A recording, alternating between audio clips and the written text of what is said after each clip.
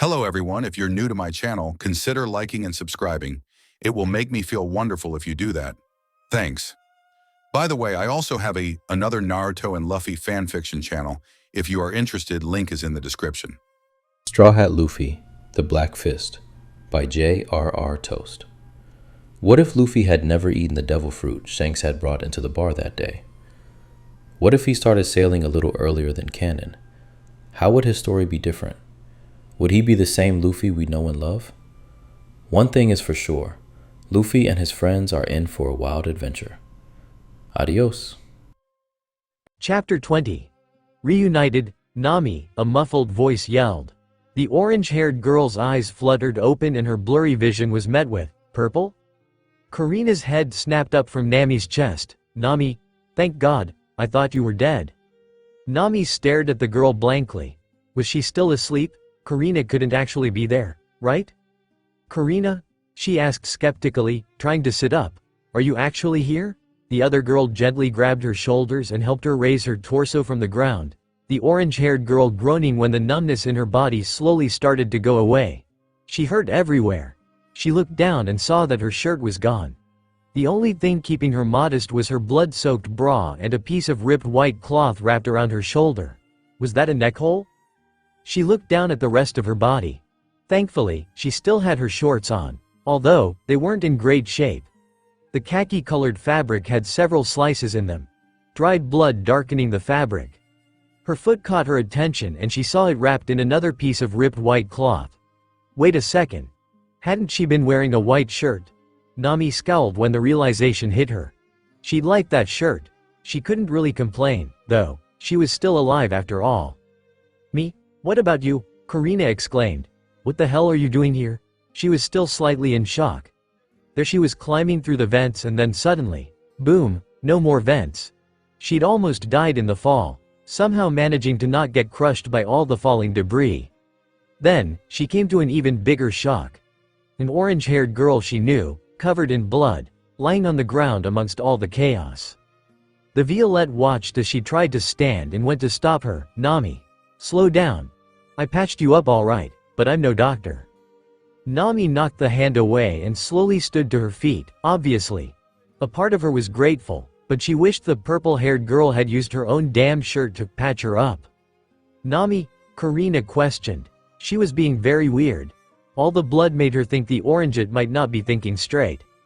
"Why did you ask me to come here back then?" Nami asked, shooting the girl a measured look. The fog in her brain was receding slightly, and with it, her recent memories were becoming clearer. She remembered Naomi's words. "She used to be my crewmate." She looked at Nami with a big smile. "She used to be a treasure pirate." "Why did you ask me to come to your old hideout?" she asked, glaring at the Violette. She was pretty sure she knew why, but she wanted to hear her say it. Karina paled.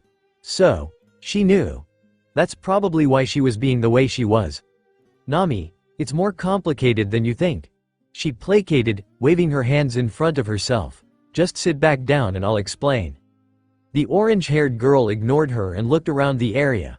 Half of the arena was completely sealed off by stone, the half Naomi was thrown toward. A part of her still couldn't believe she'd won. Her body turned slowly and her eyes found a door in the wall behind her. She had no idea if it was the door Naomi was guarding or the one she entered through, but she was sure as hell about to find out. "Nami, just wait," Karina yelled, following after her. "You're hurt, just sit back." "Did you see Sanji before you got here?" the orangeette asked, interrupting her and continuing in the direction of the door. "What?" the purple-haired girl asked. What the hell was a Sanji? Nami waved her off. She wouldn't have forgotten meeting him. Her hand grasped the iron door and it took almost all of her strength to pull it open, but she managed it, stepping out into a long winding hallway lined with doors. She wanted to start looking for the treasure, but with the alarm having sounded, there was almost no chance of her sneaking around anymore. She needed her muscle. Without knowing where either Zoro or Luffy was, the orangeette was left with Sanji. Admittedly, she didn't really know where he was either, but at least she knew he was somewhere in the mountain. Hopefully, he was alright. "Nami, slow down for 2 seconds, Karina begged as she followed the orange-haired girl out of the door. Nami continued to ignore her and slowly make her way down the tunnel. She needed to find Sanji. She assumed that the two converging paths had to connect back up somewhere and she was going to find that somewhere. This wasn't over yet. She still had treasure to steal. She glanced back at the Violette following her. Hopefully, she didn't get in the way. I was never really a part of his crew. I mean I was. But only at first.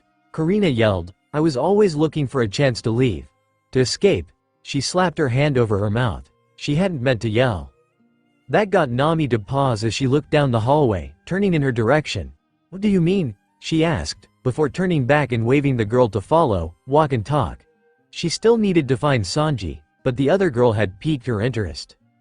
Karina sighed to herself as their footsteps resumed. It was the best she was probably going to get. I joined up with them when they were still big in the East Blue.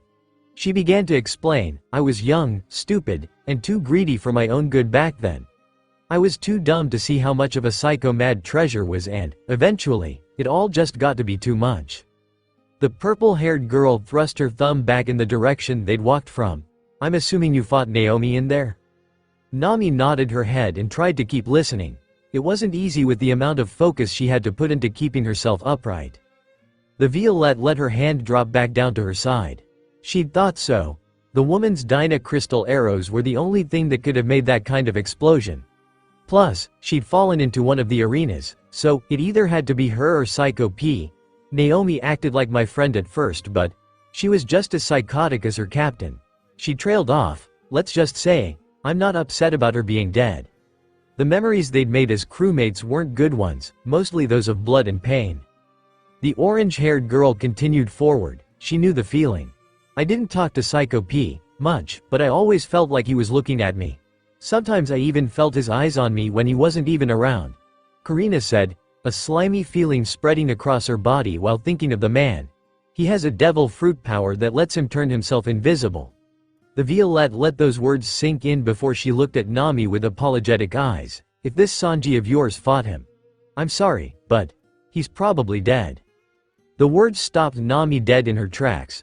She turned and shot the girl a serious stare, freezing her in place. You're wrong. She broke the eye contact and turned back, continuing her slow journey. She meant the words, but a part of her was scared. Sanji was strong, but if Karina was telling the truth and his opponent could turn invisible, how could he have won? The Orangeette shook her head and banished the thoughts. She needed to focus on what was in front of her. Her footsteps were starting to get wobbly. Her eyes glanced at both sides of the halls, doors passing her on either side. What were all of them for? They used to be rooms for the crew. We'd come to stay here every so often, Karina said, seeing her companion looking curiously at the doors. Nami's footsteps halted immediately. Why hadn't she said anything before? At any moment someone could burst out and attack them. She was having trouble just walking. Forget about fighting. The purple-haired girl's footsteps passed her still form and she turned, smirking at her, like I said, used to. That got the Orangeette moving again, a small sigh of relief leaving her lips. It's the other part of the reason I quit the crew. Karina mentioned over her echoing footsteps. She looked forward with a glare as she thought back to the past. I only really stayed with the treasure pirates because T.S. I thought that if I quit, they would kill me. Nami's gaze softened slightly, looking at the back of a purple head. She knew all too well what it felt like to be a prisoner of a pirate. It wasn't until I realized that it didn't matter if I left or stayed that I decided to leave. The girl said, shivering slightly. What do you mean? Nami asked. Karina pointed at the doors still lining the hallway. As I said, we used to stay on the island from time to time, usually when unloading a haul. These rooms were where most of the crew stayed. The crew was pretty large back then, but she swallowed loudly like her throat was suddenly robbed of moisture. One night, she swallowed again. Some of the other crew members were starting to get upset about how the spoils were being split. Or weren't. The Orangeette's eyes widened slightly. She already didn't like where this story was going. Mad Treasure kept almost everything for himself and his crew was starting to be bothered by that. The purple-haired girl's footsteps never stopped, but they had some shake to them now. They thought that if they all asked him, surely he couldn't refuse. What's a captain without his crew? Am I right? She laughed, humorlessly, a moment passing before she began again. So that's what they did. At the next full crew meeting right here in this very hideout, they asked him, Her head pointed down to her feet as if the weight of the memory was physical, and they died for it. Every single one. Nami knew it was coming, but she'd hoped she was wrong. She made no reaction to the girl's story, but she began to feel for her. Karina had seen the evil of pirates just as she had. I still dream about that night sometimes, it was chaos. She said, softly, the event playing just behind her eyes. And even with everything going on, I still managed to be a greedy little shit. Karina laughed self-deprecatingly. Before continuing, I managed to steal some gold and haul it to a raft while everything was going on. After that, I paddled as hard as I could and eventually made it to land, but I was almost half dead from starvation. The frown lifted from her face and a small smile replaced it. I'll always be thankful to the people who nursed me back to health. They were a kind couple. She laughed a rueful little laugh. I never even got their names before leaving. Didn't feel like I deserved to know, for some reason. The purple-haired girl sighed to herself before directing her smile at Nami. Now I'm just a thief who only cares about herself and money. She laughed into the air at her own words, genuinely this time. You'd think my greediness would have gone away after experiencing all that, but it never did. For some reason I just enjoy it, I guess. Silence hung between the two girls before Nami eventually replied, softly, I'm sorry you had to experience something like that. Her story made the Orangeette think of her own past. Why come back here, though, if this place carries such a bad memory? She asked. Maybe she really was just that greedy. I don't really know, honestly. Karina answered, looking down at her feet. I think I just wanted to see Mad Treasure hurt. Her head came back up and she looked down the hallway as if seeing something only she could see, and the only way to hurt that psychopath is to take his treasure from him. The answer sounded truthful to Nami's ears, and that was enough to trust her words, for now. Quiet settled between the two as they continued to walk, the echoing of their footsteps the only sound being made. It stayed this way for a while until they came to the end of the tunnel. Well, the end of their tunnel. Several new tunnels branched from the area they'd walked into. Karina halted, forcing Nami to do the same, and stood there silently as if deciding what she should do. The moment ended and she turned to face Nami, her decision made.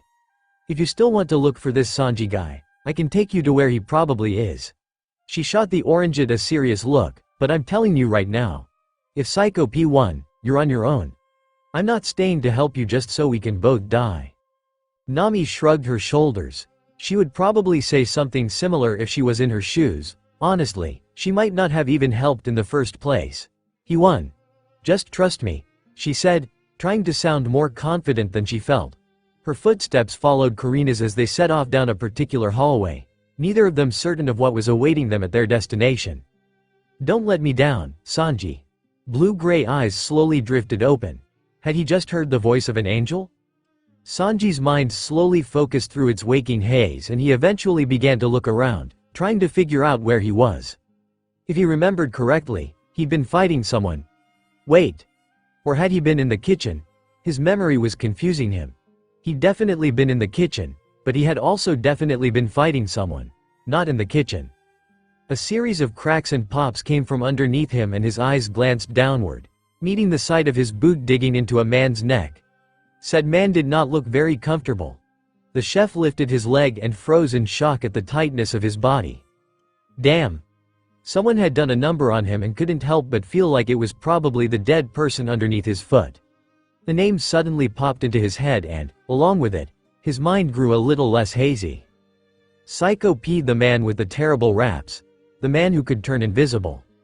As he set his foot back on solid ground and looked at his dead opponent, Sanji sighed. His fire was quelled for now. The man who had stolen one of his dreams from him had paid for it with his life. Women's bath. He cried out in anguish before he could stop himself. His pity party didn't last long, however. He needed to get moving. The blonde painfully stepped out of the small crater he was in and looked at the wall of the arena. The door Psycho P had been previously guarding rested there and he didn't hesitate to make his way to it. Just wait for me, my Nami swan. Sanji thought to himself, grasping the handle of the iron door. He pulled, wincing when blood spurted from some of his wounds, but didn't stop until it was all the way open. Almost dead or not, he was getting that treasure, he was getting his kiss. Wait, Nami said. She was glad Karina was there, otherwise, she definitely would have gotten lost. Now that things had been explained, her ire at the other girl had died down and they were able to converse candidly. But what she just said couldn't be true. You came here because you heard a story? The Orangehead asked incredulously. A nagging feeling settled in the back of her head. It couldn't be. Bushy black hair and a long nose popped into her head. Seriously, it couldn't be, right? Karina laughed at the question and the expression on Nami's face. Yeah. What does that even mean? Nami asked. There was no way. She refused to believe it. Ever since you refused me, I'd been looking for the right person to help me, but for some reason, no one ever fit. The purple-haired girl answered. She'd asked countless people but no one ever said yes, mostly due to Mad Treasure's reputation. She didn't mention any of this, though. No need to make Nami angry with her after they'd just gotten friendly. Anyway, a couple weeks ago, I found myself in a little place called Syrup Village where this funny story was going around. Nami tried to hide the bewilderment from her face but found it almost impossible. You were in Syrup? She asked carefully.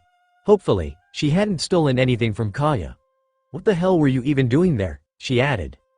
It was one of the only places in the East Blue I hadn't been to yet, at least from what the maps say. Karina glanced over her shoulder. You know it? She questioned. Yeah, the orange-haired girl replied in shock. What were the chances?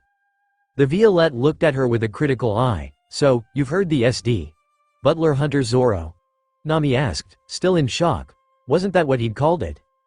Karina burst into laughter at her companion's words. No, the girl said, trying to get her giggles under control. Pirate Hunter Zoro. Nami's palm smacked directly into her face, wincing as she made contact with a gash. What were the actual chances of that? They had to be slim. Did a long-nosed kid with bushy black hair tell you this story? She asked through her hand. Wears a plaid bandana? The other girl didn't even really need to answer. Yeah, Usopp. He's actually a pretty good storyteller. His lying though, it could definitely use some work. Karina said, thinking back. She'd enjoyed her short stay in Syrup. She'd even asked Usopp to come with her. It definitely wasn't because she thought he was weak. Definitely not. The Orangehead scoffed at the words. You can say that again. She was still confused though. What was it about the story Usopp told that made her come here by herself? And if she'd started sailing after them, how had they gotten there at the same time? She racked her brain and it suddenly hit her. The storm. If she had managed to sail around that storm, it was possible. The thought irritated her a little bit. Stupid storm, slowing them down. I could tell that parts of the story he told me were exaggerated, but the whole time, I didn't hear a single outright lie. She explained, and I'm pretty good at spotting lies. Still though, why would that make you come here by yourself? Nami asked. She just didn't get that part. Just how good of a storyteller was Usopp? Thinking about the boy, she couldn't help but smile slightly. She hoped he and Kaya were doing alright. Karina took a moment before responding as if thinking, it's strange. When I listened to Usopp tell his story, it felt more like a first-hand account than an actual story, as fantastical as it was. The purple-haired girl quieted, trying to figure out how to word what she wanted to say. I figured that Pirate Hunter Zoro must be real. And if he was real, I knew he'd be strong. But that wasn't all that pushed me to come here. The Orangehead remained quiet, waiting for her to continue. The last bit of the story ends with Pirate Hunter Zoro sailing out to sea in search of treasure. As the words came out of her mouth she could hear how crazy she was sounding, but she continued, for some reason, something about that just seemed strange. Why would a bounty hunter be searching for treasure? It wasn't that she didn't think bounty hunters would look for treasure, it was the fact that it was a story. In terms of storytelling, it just wasn't what she expected from someone who was obviously good at telling stories.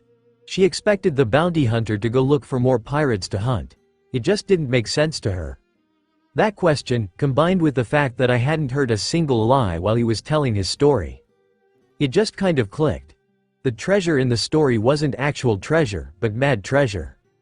The purple-haired girl shook her head to herself, at least, that was the way I took it. Saying it out loud makes me realize how much of a reach it was. It was the best way she could explain it and it still sounded ridiculous. A part of me just knew Pirate Hunter Zoro would be here, trying to take the head of mad treasure. So I followed, hoping I would make it in time. She finished. waiting for Nami to start calling her crazy. The orange-it didn't reply immediately, taking a moment to gather her thoughts. Honestly, Karina, it sounds ridiculous. Karina dropped her head. It didn't really matter if the other girl believed her or not, but she'd hoped she would. But I believe you. Nami added. The fact that you know Usopp's name at all would have been enough to convince me. She couldn't even be mad at the long-nosed boy. Karina was right when she said it was a reach. Actually, it had been kind of a blessing in disguise. The thought made her open her mouth slightly in disbelief. In a way, Usopp had saved her. It was strange how the world worked sometimes. The purple-haired girl didn't reply, but a small smile spread across her lips. She was starting to like Nami even more than she already did. She'd always liked chatting with her whenever they met over the years. It was always nice talking to someone her own age. The two walked in companionable silence for a while before Nami broke it. I've got a question about this place if you don't mind. It didn't really matter if she knew, but she was curious. Shoot. Karina replied. What exactly was that room you found me in? Before the purple-haired girl could answer, she asked another question. And why was Naomi waiting for me in there? The Violette thought about the question before responding. Well, it's kind of calm. She stopped herself and caught Nami's falling form as her legs suddenly seemed to give out from under her. You alright? She asked, supporting almost all of the girl's weight on her shoulder. Not really, the orange-haired girl chuckled. They'd been walking for a while now and she was tired. Really tired. We close to Sanji yet? She asked as they continued forward at a pace much slower than before. Karina eased her back into walking. It's a while. You think you can make it? She eyed the orange-it. The makeshift bandages were almost completely soaked through with blood and her skin was getting paler. She didn't look good. Do I have a choice? Nami replied sarcastically. If she passed out again, she doubted Karina would be able to carry her dead weight. The purple-haired girl thought about it for a moment before chuckling and answering honestly, I guess not. Answer my question then. The orange-it mumbled, keep me awake. Karina obliged immediately. That room was a testing arena. Nami looked at the girl in confusion. A testing arena? For who? The people who entered? I don't think that's what they were originally meant to be, but that's what they're used for now.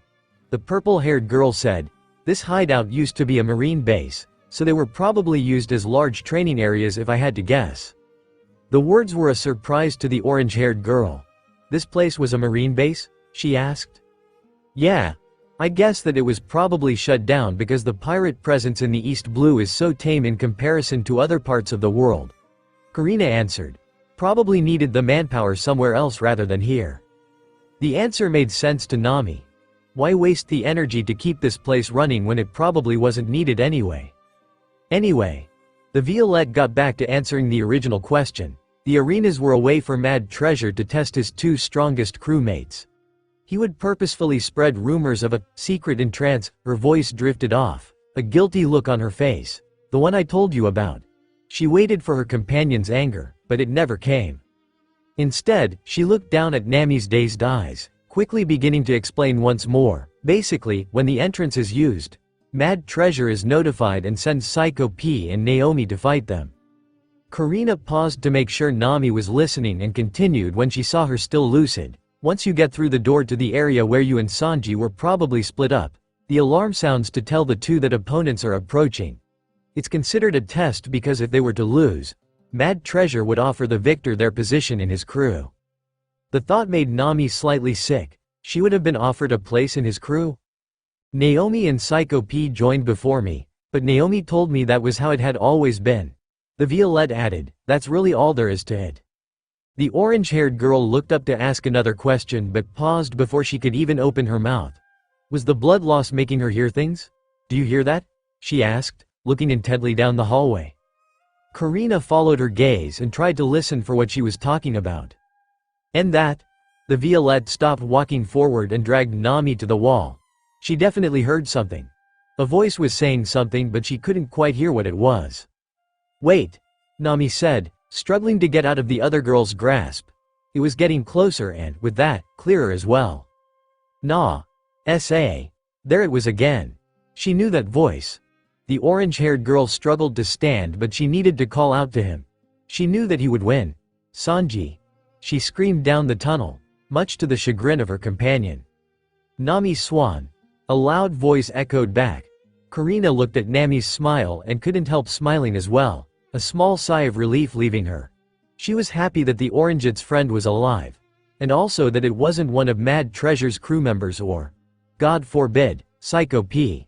She was very curious how he'd survived, but she was glad nonetheless. Nami stood still and watched as a figure came quickly around a corner and skidded to a halt, her eyes widening. He looked terrible. Honestly, terrible might not even be the right word. He was downright terrifying. He was covered head to toe in blood and it looked like his suit had been put through a grinder. Even his blonde locks had a reddish tint to them. "Nami Swan!" Sanji yelled, frantically sprinting in her direction, his eyes widening at her bloodied form. Who had done this to his queen? He was so focused on reaching the obviously injured girl that he didn't even notice that she wasn't wearing a shirt. The Orangeite didn't care about his appearance or her injured body's pain at the moment, rushing forward and embracing the chef with all the strength she had left. Sanji's eyes widened, feeling nothing but bliss as the girl crashed into him, even with the state his body was in. His arms snaked around her back and the two stood there, embracing. "Thank you," Nami whispered into his bloody chest. He'd been there right beside Luffy and Zoro. She'd probably be dead if it weren't for them, and for that, she was grateful. These damn boys. Always saving her. Hello.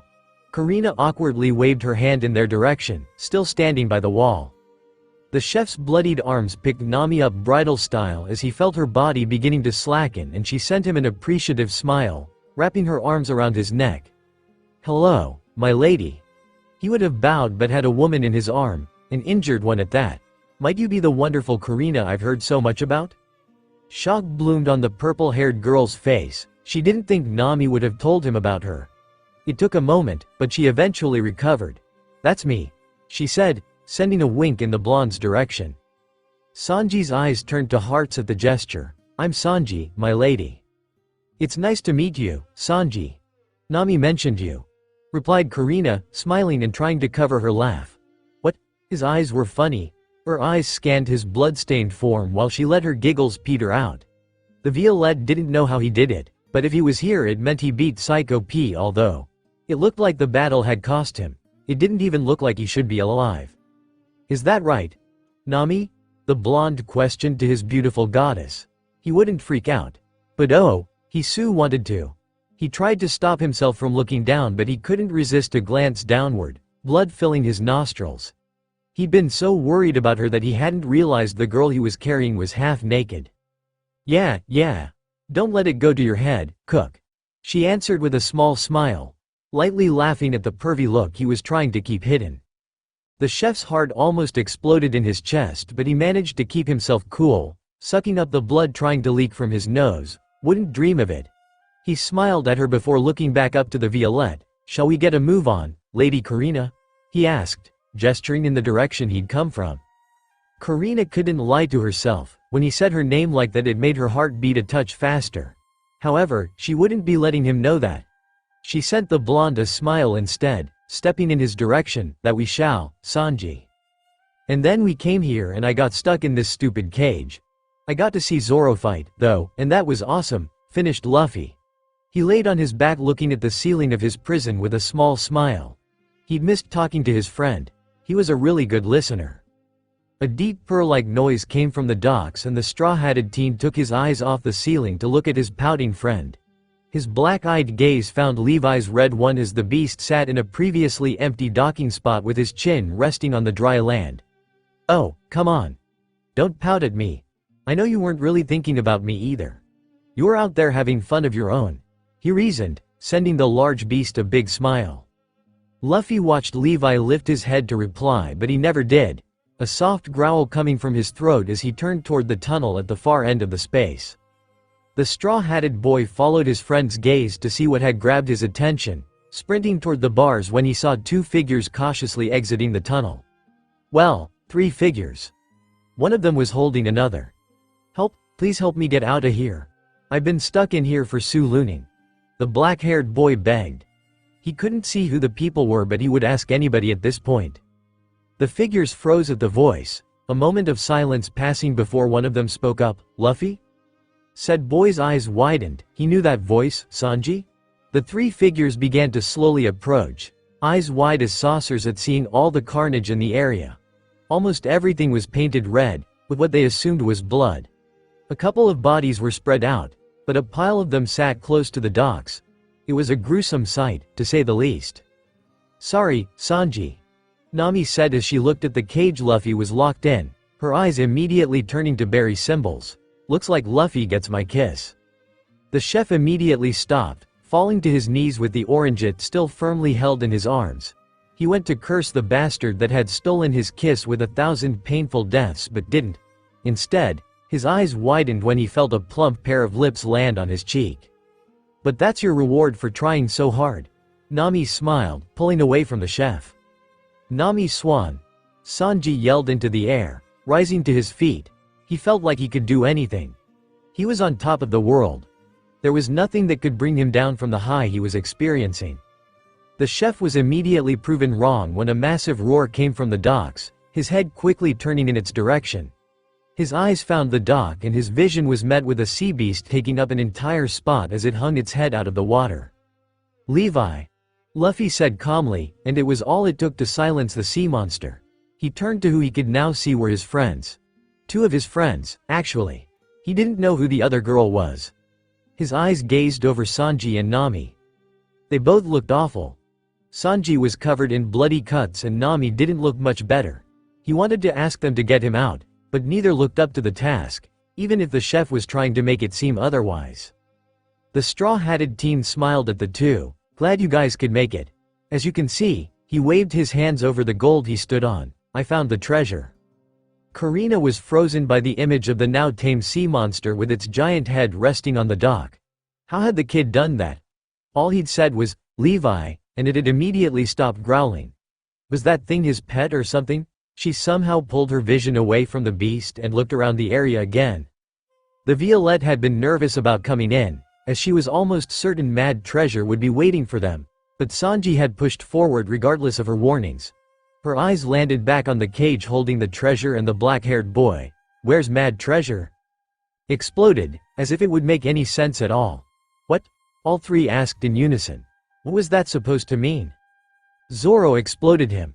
The boy said, moving to recreate the scene. Zoro was all, I'm gonna kill you, and Treasure Guy was like, no you're not, and then Zoro said something really cool that I can't remember, and Treasure Guy exploded. He finished, recreating the explosion with his hands and making sound effects to go along with it. All three looked at him, blankly. They still had no idea what he meant by exploded. Karina shook her head in bewilderment. It sounded like the man was dead, and if that was the case, his ship would be empty. Her eyes found the vessel she was looking for and she nudged the blonde still carrying Nami. Sanji, take Nami to that ship over there. There should be medical supplies in the doctor's quarters. She could think about the fact that Mad Treasure was actually dead, later. The chef understood immediately and began to walk his way toward the ship the purple-haired girl had pointed to. Wait, can you guys please get me out of here before you go? Begged Luffy, watching them approach the ship at the end of the dock. He actually might die if he had to be stuck in there any longer. Nami first, Sanji said simply, stepping up the ramp leading to Mad Treasure's ship. Me first, came Nami's voice from his arms. You heard him, Karina said, pointing the chef to the doctor's quarters. She should be able to patch them both up well enough to keep them from dying. Wait, at least get Zoro, yelled Luffy to their backs, eyeing the swordsman's unconscious form. He could probably use some patching up too. Sanji huffed to himself, continuing on to his destination and yelling over his shoulder, yeah, I'll get him after I set Nami down. He hadn't even known he was in the area. He'd have to ask Luffy where the shitty swordsman was when he came back out. Right now, his only focus was getting his Nami swan to the doctor's quarters. Although, he would grudgingly admit. The blonde turned and took a look at the surrounding area painted in red before stepping through the directed door. If Mosshead had done all that by himself. Alright, so maybe it was a little impressive. Chapter 21. The Treasure of Dreams. How the hell are we even supposed to open this without the key? Karina asked, examining the cage filled with gold. Nami and Sanji stood next to her as the three tried to figure out what to do. Zoro was still on Mad Treasure's ship, unconscious. The wound in his side had been rather serious and it had taken longer than Karina would have liked to stitch him up. She'd stitched up the other two, as well, and wrapped Nami in so much gauze she looked like a mummy. Overkill? Maybe, but she wasn't taking any chances. The Orangeite probably shouldn't have been walking on her injured foot, but, regardless of what she said, the girl just wouldn't stay put. She couldn't do anything for Sanji's bloody clothes, but he didn't have anything else to wear, so, he wore his dyed red undershirt open and showing his muscular wrapped chest underneath. He still had on his shredded black slacks as well. A groan came from the boy lying in the cage. "I don't know, I can't even break the stupid bars. And I'm really strong." Karina scoffed, turning her head to the Orangeite at her side, looking for confirmation of the claim, and found the space empty. "I don't care how, someone get this damn cage open," desperately yelled Nami, berry symbols in her eyes as she scrambled to reach through the stone bars and get her paws on all the gold sitting behind them. "No treasure until I'm out," Luffy yelled softly, slapping at the orange-haired girl's reaching arms. He would do literally anything to get out of the cage. Even keep treasure away from his pretty friend. "Luffy, shovel it through the bars. Now," the Orangeite frantically begged. There was so much, it had to be more than enough. The straw-hatted boy stood his ground, crossing his arms and turning away from her. "No, I want out." "Luffy, stop being an idiot," Nami screamed, "gimme that damn treasure." "No," the boy screamed back. Sanji looked over at Karina while they listened to the two scream at each other. "Should we do something?" he asked. He'd never seen Nami like this before. The Violette shrugged. Unless they found the key somewhere, they weren't getting inside the cage, and if that was the case, it looked like they weren't getting the treasure either. It didn't help that she had no idea where it could be. She assumed Mad Treasure had it, but with his body exploded, as Luffy so elegantly put it, she had no idea what may have happened to it. "Shut the hell up," an angry voice echoed through the large space. The yelling stopped as all heads turned to the gem-encrusted boat at the end of the dock. Zoro huffed angrily, slowly hobbling his way out of the doctor's quarters and shoving his katanas into his belly warmer. He held his new sword in his hands, deciding what to do with it before shrugging and sliding it into his haramaki beside the other two like he had. He'd look for the blade's sheath after they got Luffy out of the cage, but he wasn't too worried. If he couldn't find it, he'd just carry the sword without one. It would mean he'd need to care for it more often than the others, but he didn't mind. He enjoyed caring for his katanas. With his predicament sorted out, the swordsman made his way to the ramp leading to the dock. The swordsman had been having wonderful dreams of blades and booze when two very loud voices intruded on the peaceful reality. He abruptly woke to a very sore body, and the voices hadn't made him feel any better about it. "What the hell are you two yelling about?" Zoro asked, stumbling his way down the ramp. His feet found the dock and he started in the direction of the group standing in front of the cage, examining himself along the way. He pretty much had wrappings covering everything, which didn't surprise him. That had been quite the fight. Zoro smirked to himself, bringing his hand into his vision. He'd grown again. He'd actually used it. The power that Luffy had told him about back then. And he looked down at the white-hilted katana resting in his belly warmer, curiosity in his eyes. "Zoro!" Luffy shouted excitedly, watching his friend slowly walk toward them. He gave Nami's hand another light smack when it unconsciously began reaching for gold again. "You were amazing, Zoro. I wish I could have fought, too. But you were really cool," he exclaimed, imitating his friend's sword swipes with imaginary katanas. The swordsman quickly filed his thoughts away for later and laughed at his future captain's words. "I'm glad I could show you what I'm made of." He shouldered in between Karina and Sanji, stopping in place to rest. He turned and gave the chef's blood-soaked form a once-over. "You look like shit." Sanji scoffed, looking back at the swordsman with ire. "Same to you, mosshead." Zoro grunted in return, ignoring the cook, and faced the girl on his right. "You're new." Karina looked at him blankly. What was she supposed to say to that? She quickly realized she was staring and scrambled to reply. "I'm Karina. I've had a few run-ins with N." Suddenly, the Verdet's hand was at the girl's throat. "You were on Mad Treasure's crew." He remembered the now-dead man mentioning her name. Zoro realized that what he was doing was unnecessary, but it never hurt to make sure. "Lower your hand, you green-haired fiend." Sanji growled. The shitty swordsman had no class. It's fine, Zoro. She's fine. Placated Nami. She still had her face pressed against the bars of the cage, her reaching hands still being lightly knocked away by the boy trapped there. Her head turned back to the gold still just out of reach. Damn it, Luffy. Just give it to me. I just want to touch it. No, the straw-hatted boy argued. I told you, not until I'm out. Isn't that right, Levi? The beast roared his approval at the words and laid his head back down on the dock, quieting again as Luffy smiled in his direction. Zoro shook his head, eyeing the large sea creature. How the hell had he found them? On second thought, it was probably best just to not ask questions. I see you've all met Luffy's pet sea monster, he casually said, watching Nami still trying to reach for the treasure. Greedy witch. You could say that, answered Sanji, looking at the docile creature. It really was something that Luffy could control that thing. I'll say this, Karina added, it was quite the shock. It was the first time she'd seen anything so out of the ordinary and a part of her was still in shock. Now that she thought about it, she'd seen devil fruits, so it probably wasn't fair to say she hadn't seen anything out of the ordinary before. But, still, it was her first time seeing a giant sea monster.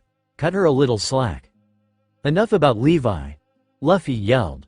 A sound like a pout came from the beast. I'm sorry, buddy. He placated to his large friend, but I gotta get outta here. The boy dropped to his knees and stuffed his face between the bars in Zoro's direction. Please get me out of here, Zoro. Please. The swordsman held back a laugh seeing his future captain's squished face and turned his back to him, facing the pile of dead bodies. It had been there for a while now and it was starting to stink. One of you. Take care of unlocking the horde when it gets down here. Obviously, I can't. Zoro really didn't want to go diving through bodies, but the key's in there, somewhere, he said over his shoulder, pointing at the pile of dead pirates. For some reason, Mad Treasure couldn't open the cage. So, he was gonna make one of them dead. He turned to the group and saw varied reactions. Sanji took the information as he did most things and just kind of accepted it. He certainly wouldn't be the one getting the key, though. He'd leave Mosshead to go diving through blood and guts. Karina looked queasy at the thought of being the one to look for the key. She was greedy, but even that was a little much for her. The swordsman turned to see how Nami would take it and his eyes were met with empty space. Where the hell had she gone? Wind blew by him, almost knocking over his injured forkward with his eyes still searching for the orange-haired girl. Before turning around, he saw all the wide-eyed looks the rest of the people in the area were shooting at the pile of bodies behind him. Zoro slowly looked back over his shoulder and his eyes found Nami, berry symbols replacing her eyes, as she practically swam through dead men in search of the key. He ruffled his nose at the squelching sounds rising from the pile. He was glad it wasn't him, but it wasn't a good look for the orangeite. He would have at least searched carefully. Nami was just looking as fast as she could. He almost felt sorry for the dead men, she was being kind of ferocious. I found it, the orange-haired girl screamed, taking in a deep breath. She'd had to dive pretty deep but she found it. She scrambled out of the pile and quickly made her way to the cage, completely missing the looks of disgust at her completely blood-soaked form, coming from Zoro and Karina. Sanji still thought his queen looked beautiful and Luffy didn't care. He'd heard the word key and that was all he could focus on. Nami's legs carried her as quickly as she could make them and she walked up to the door on the short side of the cage, praying to the money gods that she had the right key. Her hands, slick with blood, almost dropped it but she reaffirmed her grip and pushed the small piece of metal into the lock, turning it slowly. The orangeite's heart already felt like it was trying to beat straight out of her chest, so, when she heard a click, it almost exploded. The door swung open and Luffy immediately had the girl's body in his arms, hugging her softly but still trying to show his gratefulness for the person who'd freed him. He showed no care for the blood covering her form. Thanks, Nami. You're the best. He smiled into her shoulder. As the straw-hatted teen pulled away, Nami's head followed and she pushed her lips lightly onto his for a moment before leaning back, shooting the boy a soft smile in return.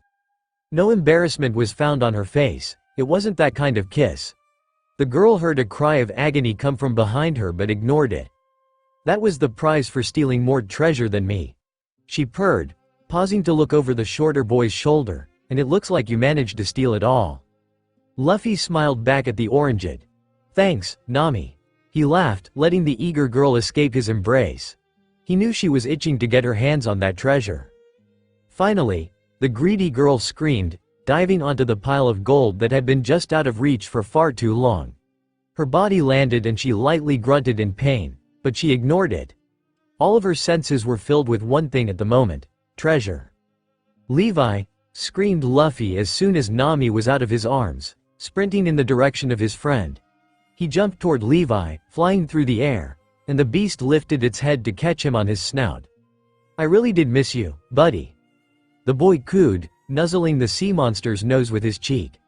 The reply was a deep purr that made him smile. "Luffy, Zoro, Sanji, Kurina," Nami yelled as she shoveled gold into her arms. Berry symbols firming rooted in her eyes once again. "Let's start moving all this to the dock." "You are not getting half. You didn't do anything," Nami yelled at the purple-haired girl.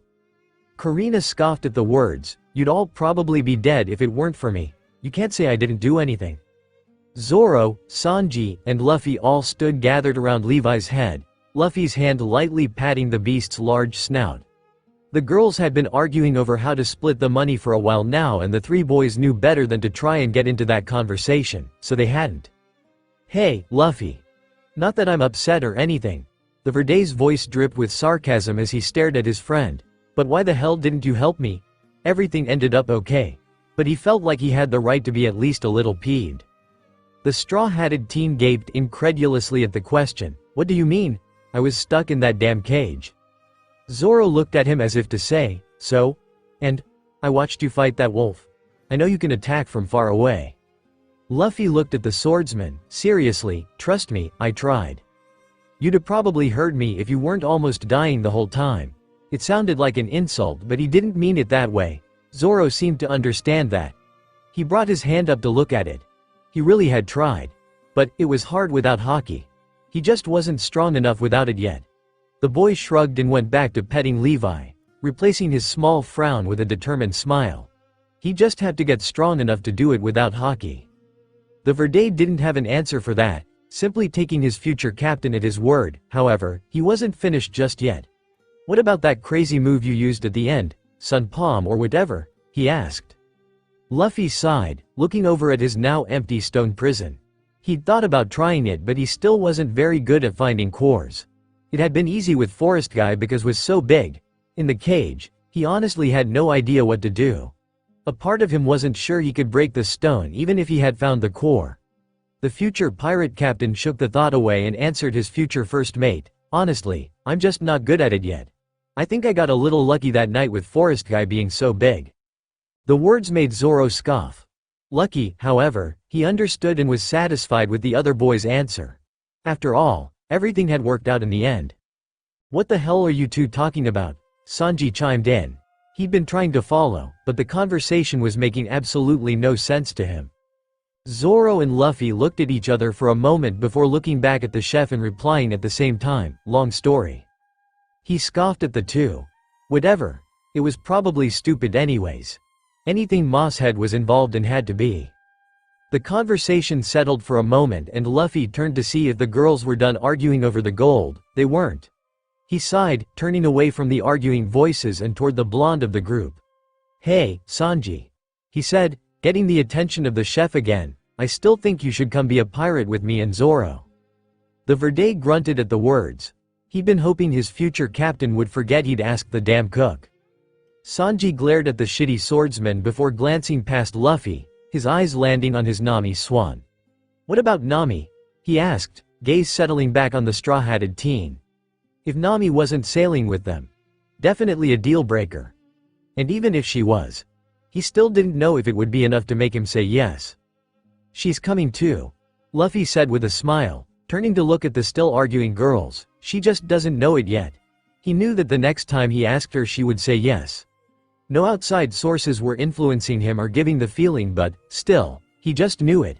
He knew it in his heart that she was his navigator. He wouldn't have anyone else. "Well then, until she joins your crew."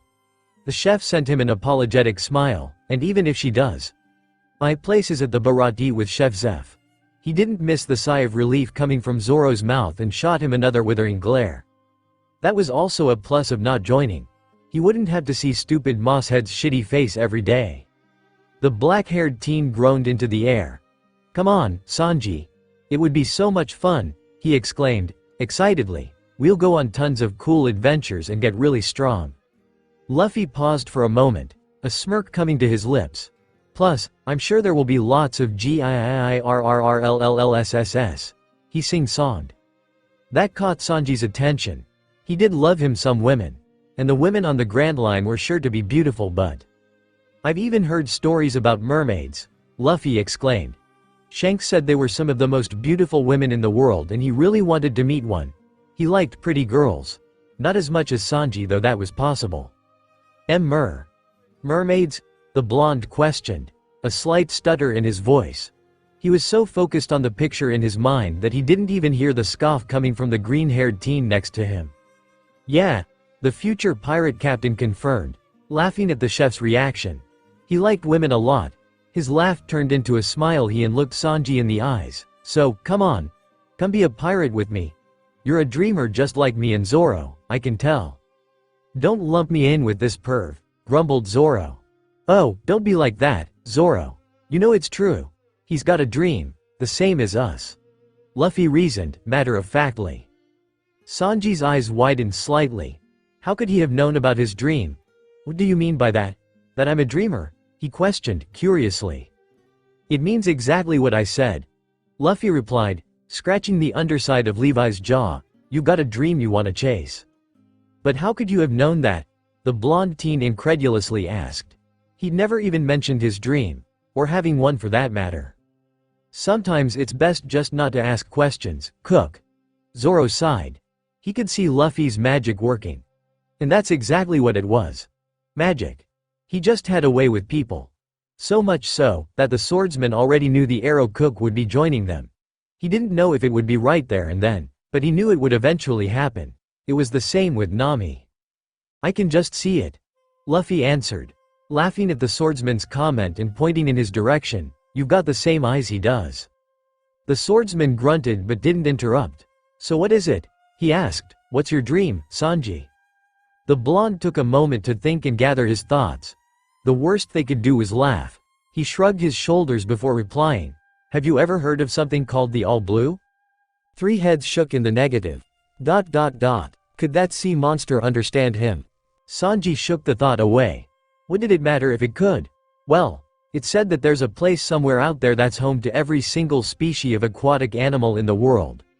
A place where you can find fish from all four blues and the Grand Line. All in a single body of water. The chef explained, "I assume it's somewhere on the Grand Line, otherwise, it probably would have been found by now, if it exists." The chef waited for the laughs to come and was surprised when they didn't. Three pairs of eyes patiently waiting for him to continue. So, he did just that, bending over to sit down. The girls were still arguing and, with all the injuries, he was starting to get stiff from standing. "It's been my dream since I was a little kid," he said with a sigh, stretching his legs out in front of him. The other two boys followed Sanji's example and sat as well, waiting for him to continue. Luffy had only asked what his dream was, but both he and Zoro could see more coming. "It was really all that kept me going for a while." The blonde laughed to himself, parts of his past flashing in his mind. His sister had been a pretty big help too. Everyone always laughed when I told them what my dream was. They'd always tell me that it was just a fairy tale.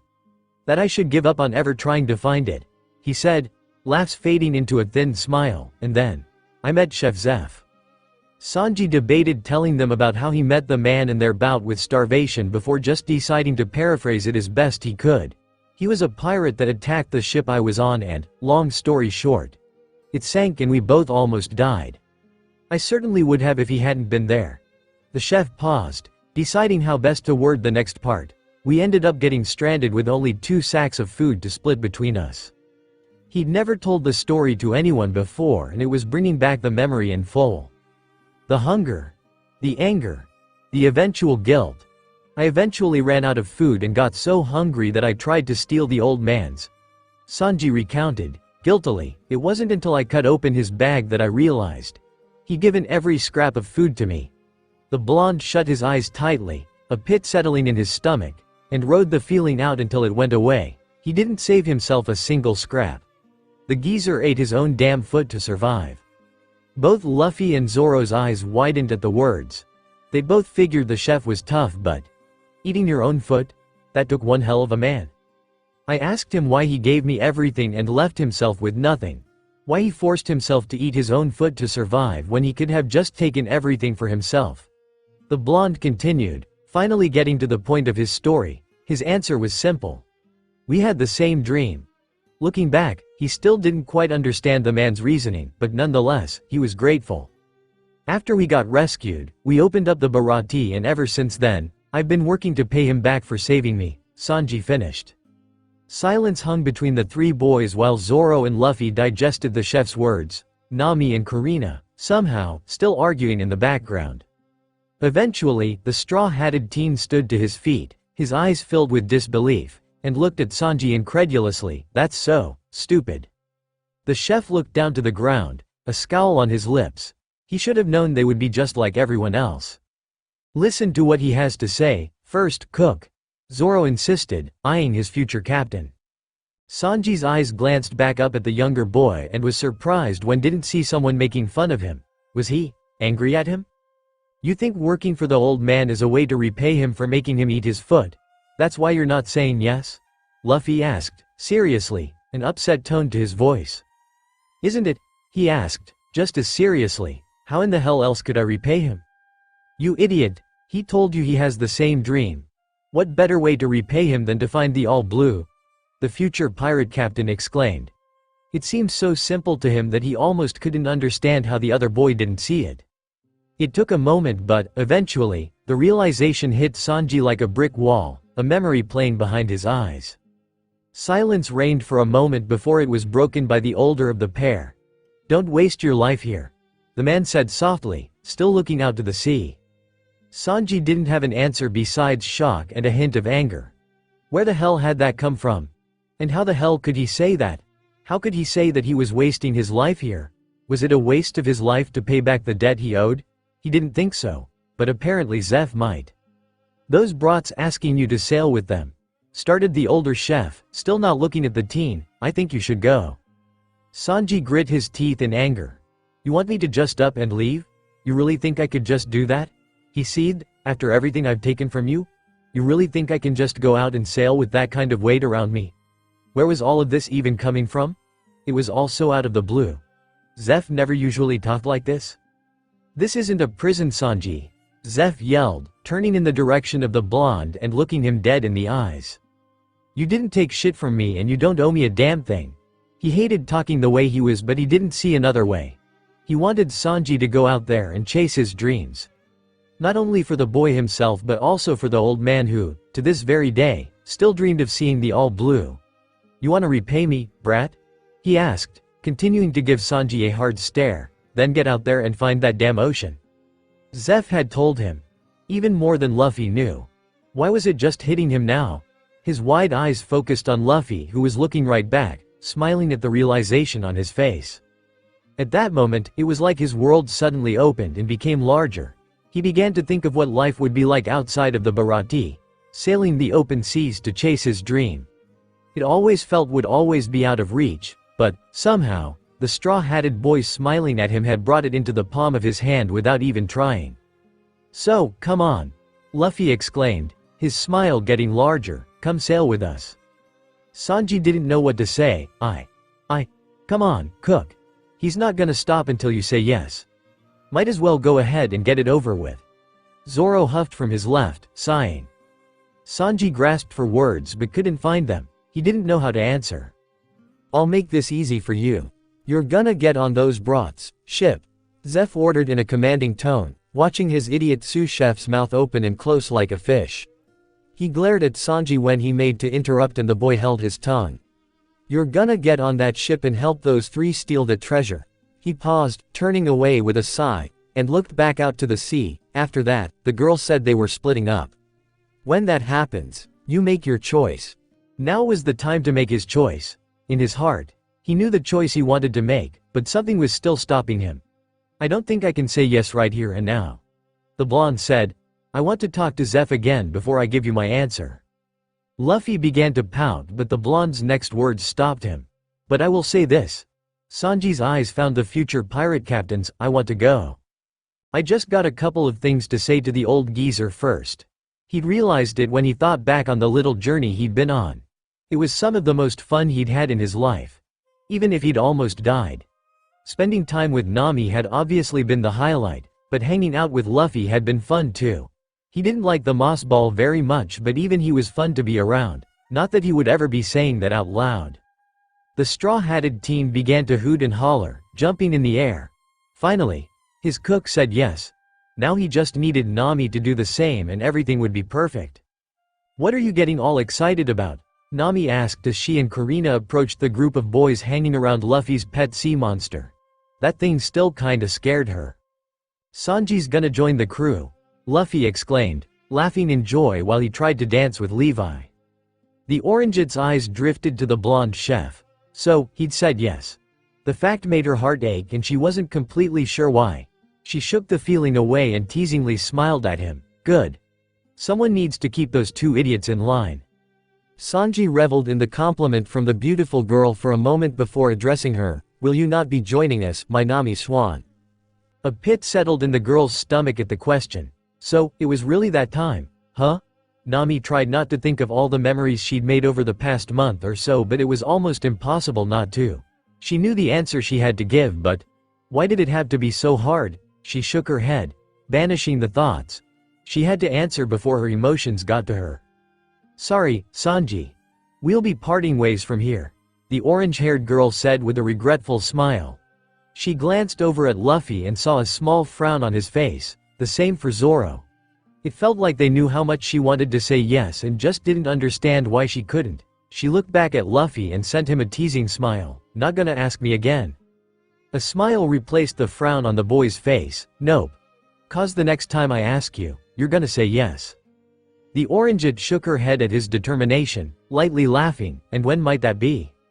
Luffy looked up for a moment as if thinking before looking back at her, shrugging and smiling his best smile. Dunno.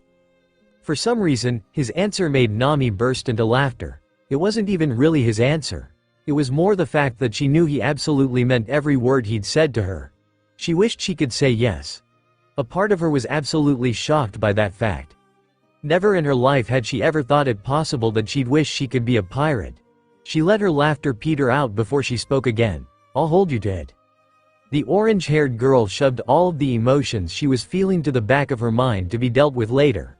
Right now, Kokoyashi was the only thing that mattered. She had enough. She had enough with her right there in the cave. She just had to get it back and finally, her village would be free again. Maybe if he asked again after that. Maybe then she could say yes. Alright, we figured out how to split the money. Kurina interjected, there's 5 of us so we're dividing it into fifths. What the boys didn't know was, that wasn't true at all. She and Nami had decided to split the treasure 30-70 in her favor, with the caveat that their cuts came from her take. Luffy looked behind the two girls to the separated piles of gold and jewels on the dock. Why are 2 of those piles so much bigger than the others? He was genuinely confused. He was also confused as to why there was a pile for him. He didn't feel like he really did anything. The boy pouted to himself. Stupid cage. Well, he did find the gold, so he guessed that counted for something. The purple-haired girl paused at begin caught in her lie. So, he was an idiot but not that much of an idiot, noted. That's how it split, deal with it, Nami screamed with shark teeth. If her eyes didn't deceive her, which let's be honest when it came to money they never did, she had just a little more than enough. She couldn't afford to give the boys any more than she already had. Well, she could use some of what was under her trees back home but she didn't wanna. That was hers now that she didn't need to use it to buy her village. All 3 boys raised their hands above their heads in surrender. Kurina laughed at the interaction, her eyes glancing over the slightly frightened boys' forms. Her eyes caught Luffy and it was the first time that she'd noticed a necklace hanging from his neck. It was leather and had 2 charms on it, a deep violet one and a dark black one. She couldn't really tell what the purple one was. But the black one was obviously a moon and was covered in small white dots that were so tiny she almost couldn't see them. In a word, the necklace was absolutely stunning, and if it came from the cage, The Violette wanted it. Hey, Luffy. She purred, pointing at his necklace with a greedy glint in her eye. You didn't happen to find that in the cage, did you? Everyone else in the room watched as Luffy looked down to where she was pointing. This? He asked, gesturing to his necklace. Karina nodded, licking her lips. Her eyes were so focused on the beautiful piece of jewelry that she missed the small smirk on the lips of the girl next to her. Nope. Someone helped me make it a long time ago, the straw-hatted teen answered with a smile, looking down at the leather cord. As he gazed at the gems attached to it, he began to wonder. Could he still eat them? He probably never would because of how much he enjoyed swimming, but after really examining them for the first time in a while, he realized he'd never asked the question when the necklace was made. He didn't really care. He didn't think he could bring himself to eat one of his treasures. This was also coming from the assumption that he would have to eat the entire necklace. Karina was suddenly behind Luffy with her arms softly hanging around his neck and her head on his shoulder. Jewelry is for girls, Luffy. You shouldn't be wearing that, she whispered into his ear. Sanji glanced over at Zoro and sent the swordsman an insulting smirk. Hear that, Mr. Teardrops? Jewelry is for girls. The Verde scoffed at the other boy's comment, trying to hide the small tick mark forming above his brow. His earrings were cool, damn it. Luffy laughed at the Violette's words. I don't think so, just look at Zoro. He said, pointing at the teardrops decorating the swordsman's ear. He wears earrings. That's got to be more girly than a necklace. And he's one of the sea. He leaned toward the girl's ear so only she could hear what he was saying. You also have a way better chance of getting those earrings from him than you do trying to take my necklace. So, the straw-hatted teen paused. A small smirk coming to his lips at the light blush on the purple-haired girl's cheeks. You can stop looking for a clasp. It doesn't have one. Karina tried to hide her face as she slipped off the boy's shoulders empty-handed, madly blushing. Nami smirked teasingly at the Violette, her voice lowering to a whisper. Been there, done that. At least I tried when he was knocked out though. She laughed at the full blush spreading across Karina's cheeks and tried to pick up the conversation where it had been left off. Karina and I are taking bigger cuts because none of this would have even gotten started without us. Me, more specifically BU. The orange-haired girl winced when she felt a palm lightly smack the back of her head. Anyways, that's why you guys get smaller cuts. Mine's the biggest because it was my idea to come here. She pointed at Karina. Hers is the second because we wouldn't have even been able to get here without her. Nami dropped her hand and shot the boys a wink. And you three get the same because you all played the roles you were supposed to. Muscle. The three looked at the girl for a moment, blankly. Sure, they all said simultaneously. Luffy never expected to get any of the treasure to begin with. He'd come for Nami. He honestly expected her to take all of it. The only reason he really asked why the piles were uneven was because he didn't understand why it was split at all. Sanji also came for Nami.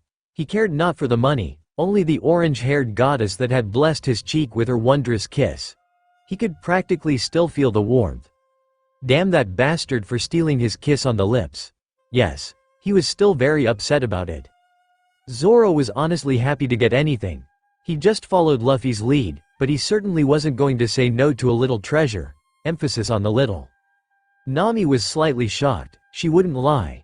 She expected at least some pushback. Could she have just taken it all? The thought made her want to scream at herself, so she shook it away. She had enough and that was what mattered. Alright, we need you three strong boys to load up the treasure. She drifted off, looking at the condition of two of the three before expectantly looking at Luffy. The straw-hatted teen huffed to himself. He wasn't gonna make Sanji and Zoro move gold to a boat while they were injured, but he wasn't happy about it. That brought a thought to his mind. The Mary. They needed to get their gold on the ship somehow, but he didn't even know where it was. That also left the question, if Nami wasn't getting back on the Mary, where was he supposed to load her treasure? Nami? He asked, raising his hand like a student would. The orange-it nodded in Luffy's direction as if calling on him and his hand came back down. Where'd you put the Mary?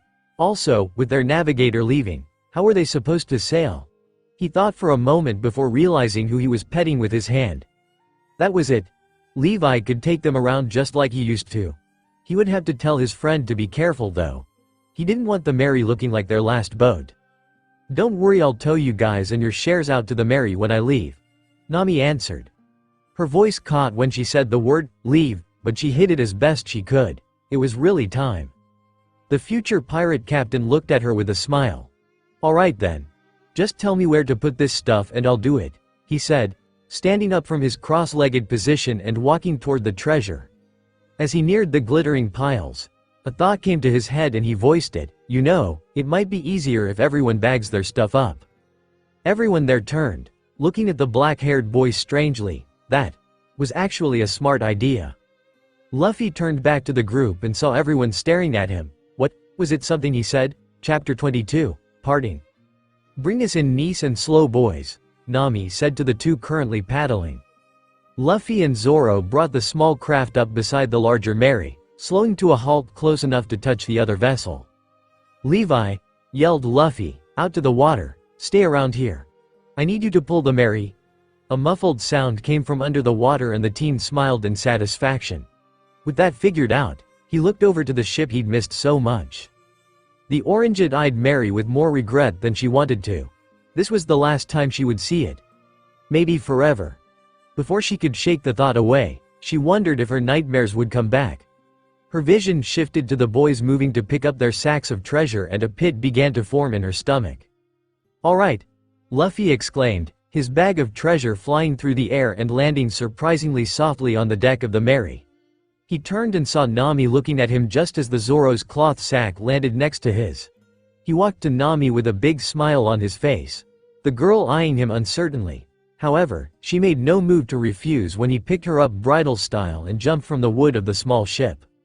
"Hey, be careful with her, she's still injured," Sanji screamed as his and Karina's boat came up beside the other three's. He turned to the purple-haired girl, the sound of Luffy hitting the deck echoing into the air. "If I may, Lady Karina?" the chef asked, gesturing to the Mary. Karina hid her light blush and nodded in confirmation. It was time for her to set off, anyways. She needed to find a place to trade all this treasure for actual money. She'd been upset to leave Mad Treasure's ship, but it was too large for her to sail by herself, same for Nami. She'd thought about trying to take some of the gems that decorated the boat but they were all too big. The thought made her pout. Those would have gone for some serious money. Sanji ignored the Violette's surprised yelp when he picked her up bridal style and jumped to the deck of the Mary, the screaming girl securely held in his arms. The blonde landed and her screaming kept going for a moment until she realized she was back on solid ground. Karina tried to hide her blush from the four lightly laughing individuals as the chef set her down, huffing in irritation. She definitely misunderstood what he meant by, "May I?" "What the hell, Sanji? Warn a girl first," she chastised, looking at him in consternation. Sanji laughed in reply, trying to keep the blood from flowing out of his nose. He'd held Karina so close. "Sorry, my lady. I thought you understood." He smiled, walking through the group into the kitchen. The purple-haired girl looked at his back oddly. Where was he going? And why did he bring her here? "Food," Zoro provided. "Sanji, make me something too. I'm starving," Luffy called, hearing the galley door open. He hadn't eaten in way too long and Sanji's food was the best. He started to laugh in excitement. He'd found the best chef ever. Karina's palm smacked into her own face. With the excitement of the treasure, she'd forgotten about food. "That makes sense." She paused, shooting the Verde a look of gratitude. "Thank you. I really appreciate it." She still could have probably stayed on her boat but, you know what, it didn't really matter. The swordsman shook his head. "Don't look at me," he said, pointing toward his future captain. "Also, the cook would have never let you leave here without making sure you had enough to eat." Luffy looked at the girl, smiling. "I didn't want you to be hungry." Karina could only smile back. She didn't even know him really but she could tell that his heart was kind. "Thank you, Luffy," she expressed, genuinely. "No problem, Karina," the straw-hatted teen replied, continuing to smile back as Sanji walked out of the galley with two large cloth sacks and a meat stick. The blonde tossed Luffy his meat stick from the top of the steps, watching as it sailed toward its intended recipient. Satisfied at seeing him catch the food in his mouth, he walked down the steps, toward the rail of the boat where the two girls' smaller boats sat below, and tossed the sacks overboard, one into each vessel. He clapped his hands, grabbing a cigarette from the new box he'd found in the galley, and placed it in his mouth, lighting it. "That should be more than enough to get you both to where you're going. Sanji said to the two girls, blowing smoke from his lips. Nami smiled at the chef in thanks and turned away, gazing around the vessel she'd called home for most of their journey. The others started conversing about something, but she ignored it and began to roam the deck of the Mary. She was going to miss it. A part of her wished she could have just said goodbye from her new little ship, but the other part was glad she didn't. She'd made too many good memories on the ship to leave without saying goodbye. And, who knows, maybe she would see it again one day. Maybe she would even. "Alright, guys, it's time for me to get going," said Karina, bringing Nami's attention back to the group. She walked up when the girl turned to leave and tapped her shoulder. "Hey," she said, purple hair turning back in her direction. "Thanks for saving me." She brought the Violette softly into her arms and smiled when she felt two arms snake around her back in return. "Well, you and your little crew made my world a little brighter. So I guess in a way you saved me, too," Karina responded, smiling into the orange-haired girl's shoulder.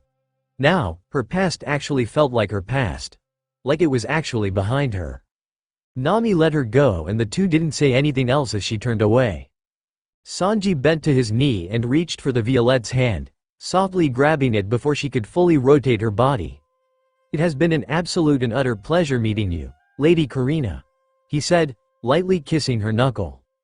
The purple-haired girl couldn't even hide the blush this time, simply staring wide-eyed at the smirking chef who stood and walked back to his place amongst the others. Karina looked in Zoro's direction when he waved his hand to get her attention. "Thanks for patching me up," he said, sending her a small smile. She nodded back at the Verdet's words with her own small smile. All right, it was time. She gave the group one last look and smiled before going to turn toward the railing. "Hey, Karina," Luffy shouted before she could take her first step. The Violette turned in curiosity. What else could he possibly want? "Ever thought about being a pirate?" he asked, smiling his smile. Karina's eyes widened, as did the rest of the eyes looking at the boy. Why? He barely even knew her. Why would he ask her to be on his crew? "Why you want me to join?" she asked, surprised. "Only if you wanna," the future pirate captain said, laughing at his friend's eyes widening to comical proportions now. He would be happy about Karina coming with them. But something in her eyes told him she wouldn't. The purple-haired girl thought about his proposition for a moment. Did she want to be a pirate? She looked around at the people on the deck of the boat. She couldn't lie to herself. She knew it would probably be a lot of fun, but no, she wasn't the same as them. She was just too selfish. She knew that the more time she spent around these people, the more that part of her would dwindle. But it was exactly that selfish part of her that kept her from saying yes. In her eyes, she was still the top priority and her selfish side didn't want that to change. Besides, she didn't think the pirate life was for her, anyway. So, Karina smiled at Luffy before answering, "Thanks, Luffy." But no, the Violette turned and jumped down to the boats below, her voice echoing from below. "I'm sure we'll all see each other again someday though. Until then, be safe out there." Luffy smiled at the girl. He hoped she was right. He hoped they all got to see each other again someday. His head turned away from the now empty railing to the remaining occupants who listened to Karina's small vessel paddle out to sea. His eyes landed on Nami, his smile lessening. She would be leaving soon, too. Nami looked around the group, her heartbeat starting to get faster. It was time, and if she waited too long, she wasn't sure she'd be able to do it. So, she shot the group a teasing smile, trying her hardest to hide the pain she felt in her heart. "Guess it's about time for me to head out, too." Silence reigned as the three boys watched her turn and face the railing Karina had just jumped over. The orangeette looked out over the railing of the Mary, and when she set her hand down to jump over it, realized the appendage was shaking. She tried to steady it, but it just couldn't. Suddenly, a hand laid itself on top of hers. Another laid on top of that one, and then another. She couldn't turn around. She couldn't look at them. If she did. "We'll be waiting," came Luffy's voice from over the girl's shoulder. "None of us know why you have to go," he said softly, "but I want you to know something." The three boys lifted their hands and her shoulders were grasped by someone. "Once you're done doing whatever it is you need to." The straw-hatted boy turned her to face the group. "You're gonna be my navigator." Nami rushed the three boys and grabbed them all in a tight hug, squeezing her eyes as hard as she could to keep the tears at bay. Yes. Once she freed Kokoyashi. Maybe then she could say yes. The orange let her grip soften, dropping her arms. It was time to go. The words had spurred her on, a determined smile sprouting onto her lips. It was time to save her village. After that, she didn't know what would happen, but she was going to find out. Luffy smiled at seeing his friend back to her usual self and picked her up bridal style, the girl yelping slightly in surprise. He wasn't gonna make her climb down the side of the boat. What kind of guy would let an injured girl do that? He bent at the knees. "Goodbye, my Nami swan," Sanji yelled, with hearts in his eyes, trying to take in as much of his queen as possible. He was upset about seeing her go, but he believed Luffy when he said she would be joining. "Be safe out there, Weather Witch," added Zoro, sending a smirk at the girl. Nami could only smile at the boy's words as Luffy didn't give her the chance to respond, launching off the deck toward the boat that would take her back to her home and, also, ending the journey that had her smiling more than she had in her entire life. "Levi, stay underwater, but take us toward the fish-looking ship," Luffy yelled to his friend from the figurehead of the Mary. He had one end of a loop of rope in his hands, the other end being in the water. A noise sounded from the water below and the straw-hatted teen chuckled at his friend. "No, you can't eat it, Levi." He laughed. It did make him wonder if there were fish that big that you could eat, though. That would be awesome. "Tell that damn monster of yours to keep his jaws off my restaurant," Sanji's voice exclaimed from over the boy's shoulder. A noise like a growl came up from the water, only making him scowl more. Shitty sea monster. He'd kill that thing if it so much as even touched the Baratie. Luffy continued to laugh. He will, I promise." The blonde turned and walked back down to the deck, past Zoro working out. "'Bout damn time you left, cook," the swordsman said, lightly dropping his barbell. Sanji turned and sent the Verde a scowl. "I hope you enjoy eating shitty food while I'm gone." He turned and ignored the next words. He needed to grab the rest of his stuff from the men's quarters. Zoro watched the chef walk away for a moment before making his way up to where Luffy was sitting comfortably in his spot. They'd been traveling for close to 4 weeks.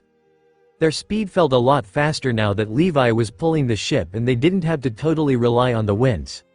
"Hey, Luffy," the swordsman said, looking over the front railing at the Baratie growing larger, the distance between them slowly shrinking. "You thought about what we're gonna do after this?" The straw-hatted boy held on to his makeshift reins and thought about the question asked to him. "I dunno. Hadn't really thought about it." And he hadn't. He'd been having too much fun traveling again now that Levi was back. He'd forgotten how fast his friend could swim. "Well, I've given it some thought," the Verde replied, looking over at his future captain. "What do you think, ABO?"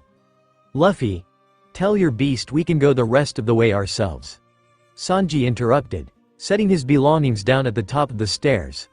He eyed the Baratie. He'd missed it, but the chef looked back at the deck of the Mary and had a feeling that once he'd been away for a while, he'd begin to miss the ship more than he ever had the Baratie. The straw-hatted teen laughed at the offense he could hear in Levi's response. "Yeah, he's got it, Sanji." The ship slowly drifted toward the wooden dock of the Baratie where it stopped, Sanji grabbing his things and making to jump off the front of the Mary. He stepped up onto the railing and turned to face Luffy. "When you become a pirate, come and get me. I'll be waiting." His eyes turned to the shitty swordsman and he sent him a glare. "Mosshead." "Cook," the Verde replied, meeting the gaze. With that, Sanji launched himself, and his belongings, off the Mary and lightly landed on the dock of the Baratie, already making his way toward the entrance. "Bye, Sanji," Luffy yelled, waving and smiling. He already couldn't wait to eat his food again. The response that came was the raising of a hand as the future pirate chef disappeared, walking through the entrance of the restaurant. Zoro groaned into the air as the cook's form left his sight, finally. The straw-hatted teen laughed at his friend. "I miss him already." He looked at the deck of the Baratie for a moment before looking behind him into the sea. There was someone he'd been thinking about and he wanted to visit him. Yeah. He told the boy he'd be back when he became a pirate, but he didn't care. Now that he didn't specifically have anything to do, he wanted to go see him. "Levi," Luffy yelled, running in the direction of the back of the ship and pulling his reins behind him. He jumped up on the back rail and threw the tied rope into the water. "Get us out of here. I want to go to Gecko Island." The rope was pulled underwater and the black-haired boy held on tightly as the boat was pulled out of the dock, running back to the front when they were far enough out. He jumped on the figurehead and crossed his legs underneath the lamb's neck, tossing his rope out once more. Once more, it was pulled under and the boat started moving again, this time forward. "Hey, Luffy," Zoro said, getting the boy's attention. He'd been about to suggest something before he'd been so rudely interrupted by the damn cook. "I was about to ask you before the arrow cook left, but the idiot interrupted me." He scowled at the thought but got back to what he was saying. He thought it was a pretty good idea. They still couldn't be pirates after all. Not until Luffy turned 17, so, until then. "What do you think about?" The Verde started, shooting his future captain a wide grin. "Bounty hunting." "Captain," Carrot screamed, "there's a ship coming in." The other two boys standing behind the third frantically nodded at the long-nosed teenager. Usopp stood from his place under the shady tree and smiled at the boys. They hadn't had a visitor since Karina. As his thoughts drifted to the purple-haired girl, he smiled. He'd enjoyed showing her around Syrup. She'd even listened to his story about pirate hunter Zoro.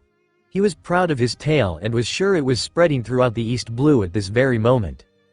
Although, Kaya did have a thing or two to say about him hanging out with a girl the whole day. He hadn't known what was so wrong with that, but he'd apologized profusely, nonetheless. At the time, he was very glad Karina had left when she did introduce her to Kaya, and it looked like she'd wanted to until he'd mentioned that she lived in the mansion.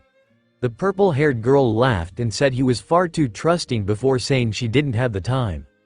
Other than his day with Karina, the long-nosed boy had spent most of the time since Luffy, Zoro, and Nami had left, with Kaya. She'd taken Klahadore's death hard and he'd been by her side to comfort her. Eventually, she seemed to start perking back up and he was glad for that. He liked it when she was happy. All this being said, the time he wasn't with her was spent honing his sniping skills. When Usopp had seen Zoro that night with Kuro, it made him realize that if he wanted to achieve his dream he needed to be stronger. So he trained. His little crew members had even helped. He put on some muscle as well. Not enough to make him look like Zoro, but enough to be noticeable. Needless to say, he wasn't a complete stick anymore, and the fact seemed to fluster Kaya for some strange reason. "What do we do, Captain?" Onion asked, awaiting the long-nosed teen's orders. "Why don't we go greet them?" Usopp finally replied with a small smirk on his face, now walking in the direction of the beach. He was confident that he could handle anything that came upon his shore. The small boys that called him captain quickly followed, and the group of four made their way to meet the approaching ship. "Oh my god! What the hell is that thing?" Usopp screamed into the air, running away from the waters of the beach. "They said a ship, not a monster." "Captain, I'm scared," Pepper cried, hiding behind his captain's brown overalls. The other two Usopp pirates frantically nodded their heads in agreement, tears in their eyes. A massive sea monster was looking at the group from the water with a red glare that would make anyone want to pee their pants. "Usopp!" a voice yelled from the water. The long-nosed boy froze and turned back toward the sea, eyes wide. His vision was met with, "Was that Luffy?" And he was in the water. With "Luffy, get the hell out of there before that thing eats you!" Usopp screamed, frozen in place.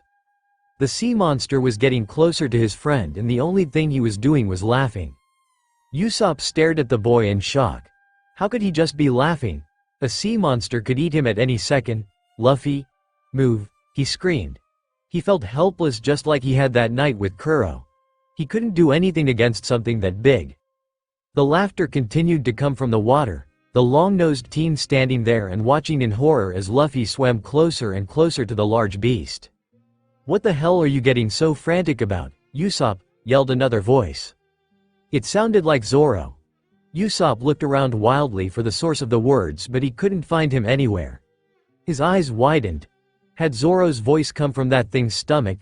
Just as he went to freak out, the sea monster lowered its head slightly, and Usopp just about fainted. On top of its head, seemingly riding the massive thing, sat Zoro, looking to the shore like nothing was wrong. The Verde looked at Luffy from his place on Levi's head. "Can you hear anything he's saying?" "Nope," the boy replied as he continued to swim closer to the beach. The two had anchored the Mary a little further out and decided to swim to the island. Luffy's idea. Zoro had chosen to take residence on Levi's head, which the sea monster allowed, and Luffy swam as he always did. "Usopp, yelled the straw-hatted teen, in between swimming strokes. "We can't hear you." He couldn't help but laugh when he saw his friend still frantically dancing in the sand on the beach. Eventually, they were close enough that the water began to shallow out. Levi dipped his head to the ground when he could swim no further and dropped Zoro into the water beside his master. The swordsman shot the beast an irritated glare, but he only gave a mischievous purr in return, turning to swim back out to deeper waters. Luffy laughed at the interaction. His friends were really funny. He turned away from watching Levi swim and back to the beach, smiling when he saw Usopp still looking at them incredulously.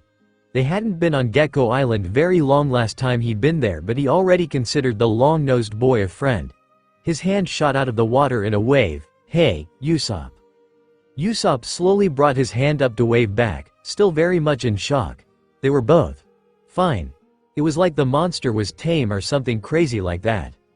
"Captain, I remember them," Onion said, pointing to the two walking out of the water. The young boy's thoughts drifted to that stormy day and his mind was filled with another picture. A picture that made blood want to come out of his nose. He looked around, half frightened and half excited. Was she there too? And if she was coming out of the water like the other two? Steam began to rise off the young boy's head and it eventually got so hot that he passed out on the spot. "Onion!" Carrot screamed, catching his fallen crewmate. He didn't know what was happening to his friend. One moment he'd been fine. The next his head was smoking and his nose was bleeding. Usopp turned to the boy on the ground, snapping out of his shock. One of his crew members was injured. "Carrot, Pepper, take Onion to Kaya and have her check him out," he ordered before shooting the two boys a smile. "Don't worry, I'm sure he will be fine. Kaya will take care of him." The two Usopp pirates smiled bravely through their tears and followed their captain's command. With the two of them there, they were able to lift Onion and easily carry him back up the hill toward the mansion, where the only doctor on the island resided. Well, she would be one eventually. "What's up with them?" Zoro asked, stopping in front of the long-nosed boy. The kids had just up and left. He hoped it wasn't because of him. He looked himself up and down before shrugging. So what if it was? It just meant they were a bunch of wimps. Usopp looked at the boys in front of him in shock. He hadn't been expecting to see them so soon. "Zoro?" he asked, eyes looking at the swordsman. They shifted to the straw-hatted boy next to him. "Luffy?" The two laughed at his shock but nodded in confirmation. "What the hell are you guys doing here?" he asked in confusion. "I thought you weren't coming back until you became a pirate." That was what they'd agreed upon, at least. When Luffy came back as a pirate, he would go with him to the Grand Line. His mind ground to a halt. Wait. Hadn't those two just been in the water with a sea monster? Before he could ask about it, however, Zoro spoke. "Well, Luffy wanted to come see you." The Zoro provided, shooting the teen a serious look. "We also wanted to ask if you wanted to sail with us." He smirked when he saw even more confusion on his face. Usopp thought about the statement for a moment. If they were already sailing, wouldn't that mean they were already pirates? But he thought that Luffy said he couldn't be a pirate until he turned 17? Maybe his birthday happened while he was gone? "So, you guys are pirates now?" he asked. "Nope," Luffy exclaimed. "Zoro wants me to try bounty hunting with him." He smiled at his bushy-haired friend. "I wanted to come here and see you anyways, so don't feel like you have to say yes. This would have been our first stop, regardless." The words warmed the teen's heart. He was glad he'd met him. He could see the beginnings of a very good friendship. Usopp shook his head and thought about his future captain's words. Was he up to the task of being a bounty hunter? He didn't know if he was cut out for it, honestly. "I don't know, guys." He looked up and saw no disappointment in the other boy's eyes.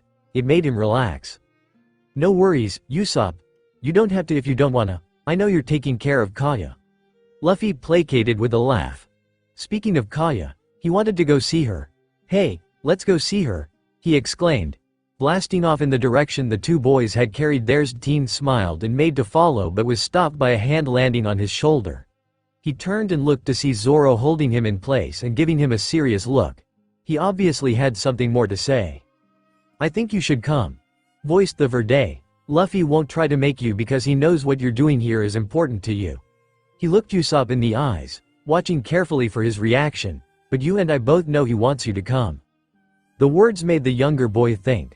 Zoro was right and he knew it, but something didn't quite sit right with him. He didn't think this was about Luffy, and, if it wasn't about Luffy, that made him think it was more about who he was talking to. Why, though? Usopp asked, and it was a genuine question. Why would he want him to help with bounty hunting?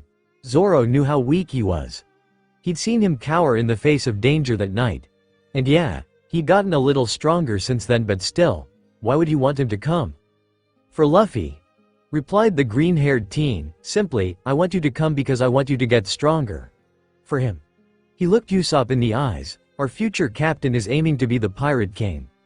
That means we'll be the crew of the King of the Pirates. He let the words sink in for a moment before continuing. That means we have to be strong, very strong. Usopp didn't know how to reply. He simply gaped like a fish. He'd never talked with Zoro like this before. Your dream is to become a great warrior of the sea, right? The swordsman asked. The long-nosed boy quietly nodded his head yes. Warriors fight, Usopp. Zoro explained, turning away and looking out toward the sea. I have no problem with you staying here and enjoying the time you have left with Kaya. He turned back and smirked at the blush spreading across the other teen's tanned cheeks. Genuinely. Neither Luffy nor I will look at you any differently for the decision you make. But his look turned more serious. Our futures are bound to be filled with bloodshed, Usopp. Is that not all the more reason to enjoy the time I have left here? The long-nosed boy asked before he could stop himself. It came out more angry sounding than he meant it to. He really had been genuinely asking. The Verde nodded his head in the positive. That's one way you can look at it. He walked past Usopp and toward the dirt ramp to follow Luffy, waving the long-nosed boy to follow. Let me ask you this, Usopp. What do you think a great warrior of the sea would do in your position? The question almost shocked the long-nosed boy to stillness, but he managed to keep his feet moving, following Zoro's footsteps down the path. He hadn't been thinking of it like that. He knew what one would say, but he wasn't a great warrior of the sea. So what did it matter? He stared at his feet as he answered. They would probably go with you guys. But, I'm no? You're not one, right? Zoro interrupted. He continued at the nod of Usopp's head. No, you're not a great warrior of the sea. Yet. He said, emphasizing the yet. Listen, Usopp. I wanted you to come with us back then too, but I knew it was better if you stayed here. Kaya needed you. He reasoned, I got that back then. But now, it's different. She's had time to recover and I think it's time for you to start working on that dream of yours. I want to see you get stronger. The Verde's face got serious again. He thought about Mad Treasure. Usopp would have died in an instant if he'd faced the man. It wasn't even an insult, he just knew it to be fact. If opponents on the Grand Line were anything like that, he wanted Usopp to be able to handle himself. He sighed and decided to just shut up about it, leaving the long-nosed boy with one last thing. I just don't want you to look back further down the line and regret not coming is all, Usopp. For some reason, the way Zoro said it made Usopp understand what he was trying to get at from the whole conversation. When they became pirates it would be dangerous.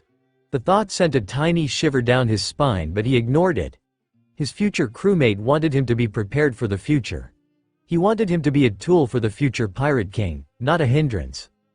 The long-nosed boy sighed to himself. He could see it now. If he went with them he would get stronger, and if he didn't, he probably wouldn't. That was all that Zoro really saw. He just wanted to see him get stronger. It was that simple. His sigh grew deeper when he realized that he was already pretty much convinced. He would talk to Kaya about it, but she would be okay with it. She was pretty much back to her old self again. The thought made Usopp realize that the only reason he'd really said no was because, if he was being honest, he was a little scared at the thought of being a bounty hunter. He just wasn't strong like Zoro or Luffy. But the swordsman had made him see. He needed to get stronger. Not only for his dream but for his future captain's dream as well. With his thoughts sorted, the soon-to-be bounty hunter smiled determinedly. Who knows, it could actually be fun. Nami scrambled out of the boat and grabbed the sacks of gold. Her heart was racing. She'd made it. She'd made it back and she still had the treasure. She was finally going to do it. First, she needed to make it home, though. She had to bury some of the treasure in her stash. She wasn't giving Arlong a berry more than 100 million. Her body had healed over the journey back, but she was still a little sore around certain areas most of the time. Not today, though. No, today, her legs moved faster than they ever had as she raced her way toward Kokoyashi village. Before she could even make it halfway to her destination, however, she skid to a halt, her eyes widening. Were those Marines? If they were here, maybe. Look everywhere, a nasally voice screamed. Nami hid herself behind a tree, watching the Marines search the surrounding forest. What the hell are they looking for? The Orangeette thought to herself. She was honestly so bewildered by the fact that there were Marines on the island she couldn't think about anything else. This had never happened before, right? The orange-haired girl shook her head. So what if there were Marines on the island? She doubted any one of them could handle Arlong. She didn't know if anyone could handle him. A straw hat flashed in her mind and she immediately shook the thought away. Conflicting thoughts wouldn't help her right now. She needed to get to Arlong Park as quickly as she could. Enough watching the stupid Marines. Nami went to step in the opposite direction of the men in white uniforms, but when she lifted her leg to take the first step, her foot was caught by a root. Brown eyes widened in shock, but it was too late to try and catch herself. Seeing no way of stopping what was coming, the Orangeette closed her eyes and braced for impact, falling to the ground with a large crash. Men, the nasally voice came again, find out what that was. The girl scrambled to get up but couldn't manage it quickly enough, suddenly finding her path blocked by multiple men in white Marine uniforms. She wildly looked around in panic before realizing that she'd been surrounded. What the hell was going on? Her wide eyes watched as a figure stepped between the men and looked keenly at her. The best way Nami could describe him was rat-like. Everything about the man screamed greasy and it was putting her on edge. She watched nervously as his eyes found her orange hair and he smiled a smile that made Nami want to throw up. It made him look even more rat-like than he already did. Her heartbeat was getting quicker. She had no clue what was happening, but she'd say this, she did not like the direction it looked like things were going in. My name is Nezumi. The man smiled in an attempt to settle the girl down, continuing to eye her with an expression of absolute glee. She looked exactly as Arlong described. His eyes shifted to the bags she was trying to hide and they lit up. Even what he thought was in those bags. He was getting giddy just thinking about it. He had possibly just hit the jackpot. Arlong had called in a favor and asked him to find where the girl was stashing all of her money, saying something about it being her own fault for taking so long to return. Not that he really cared. The only thing he cared about was the money, and getting it by any means possible. Regardless, they'd been searching for the last couple of days with no results. Now, it looked like a golden egg had dropped right into Nezumi's lap. His smile largened even more if possible as he asked the orange-haired girl the question he'd been dying to since he first saw her. You wouldn't happen to be Nami, would you? Chapter 23. Time flies, Zoro, are you sure about this? Usopp asked, nervously, standing in front of a rough-looking bar. You got this, big bro Usopp. Yosaku exclaimed, standing behind the swordsman's right shoulder. Johnny shot the long-nosed boy a thumbs up and a smile. I'm with Yosaku on this one, big bro. The bushy black-haired teen gulped and faced the door once again. Luffy, Zoro, and Usopp had been bounty hunting for about a month now and they were making quite the splash on the scene. Their names hadn't made it all the way around the East Blue yet, but things were certainly moving in that direction. They were more well-known in bounty hunter circles as the new up-and-comers, and it was actually how they'd met Johnny and Yosaku. Well, the two had kind of forced themselves on the group, but tomato. The three probably would have ditched them at the time, but it turned out that Zoro actually knew the two from his early days in the occupation, so they let them hang around. Yosaku had lightly tanned skin with a shaved head and it looked like the hair had just started to grow back. He wore a black shirt with a green coat and red headgear that looked like it would be worn in a boxing match. His unshaven legs stuck out of the end of a pair of plaid yellow boxer shorts he had on and his feet were covered by black boots. Johnny, the other man's partner, had a slightly darker skin tone and short black hair. On his face, he had a pair of sunglasses and a black tattoo, the kanji for the word see, taking up most of his left cheek. The muscular man wore a blue hooded jacket with a purple undershirt, tan pants, boots, and a watch on his left wrist. You can do it, Usopp. I mean, just look at him. Luffy laughed, looking at the picture of the man they were hunting. This guy's super ugly. He glanced over at the long-nosed teen standing still and sent his bushy black-haired friend some last-minute words of encouragement. Good luck. Call if you need any help. He flipped the page around so Usopp could get one more good look at it. This is the guy we're looking for. Zoro grinned at the long-nosed boy who was nervously turning back toward the bar and shoved him in the back, sending him stumbling through the door. You heard the man. Straw Hat Luffy, Pirate Hunter Zoro, and Long Barrel Usopp were the titles that they'd been given by the populace. Luffy and Zoro had laughed when they'd read Usopp's name for the first time, both feeling like someone had been trying to make fun of the boy's nose. The three teens eventually became known by another name, however, more recently given. This name was Mary's Terrible Trio. The name was for the ship they sailed on and, also, their penchant for destruction. If the name was ever going around the local gossip circle, it was usually followed by, what did they do this time? As most of the places they showed up in usually ended up in some sort of disrepair. The door slammed behind Usopp and he gulped when the entire bar seemed to quiet down and turn in his direction. The long-nosed teen was beginning to sweat profusely. Some scary-looking guys were sending him some even scarier looks and it was taking everything he had not to bolt from the room in tears. The bounty hunter smiled awkwardly and decided to break the silence. Anybody know a bloody slasher? His eyes glanced around at the men staring at him. I think his name's Silas? All the chairs in the room screeched against the floor, almost everyone standing up at the same time. What do you want with the boss? A bulky shirtless bald man at the front questioned. Boss? The sweat was coming off in droves now and the bushy-haired boy slowly began to back his way toward the entrance, turning to yell through it when he felt his skin touch wood. Hey, Luffy, he has friends. Luffy? As in Straw Hat Luffy? Of Mary's Terrible Trio? An angry voice called. You guys killed one of my buddies, another voice raged. Shouts of anger beginning to rise up from all around the room. Maybe he shouldn't have said anything. Usopp reached for the handle of the door and in the moment he went to pull it open, it exploded inward, a figure, quickly followed by another, flying through the opening. The two landed back to back and ready to fight, one barring his fists and the other, two swords. Slicey Slayer or whatever. You in here? Luffy asked out loud, all the men in the room looking at him and Zoro with wide eyes. A voice piped up from the back, it's bloody SLA.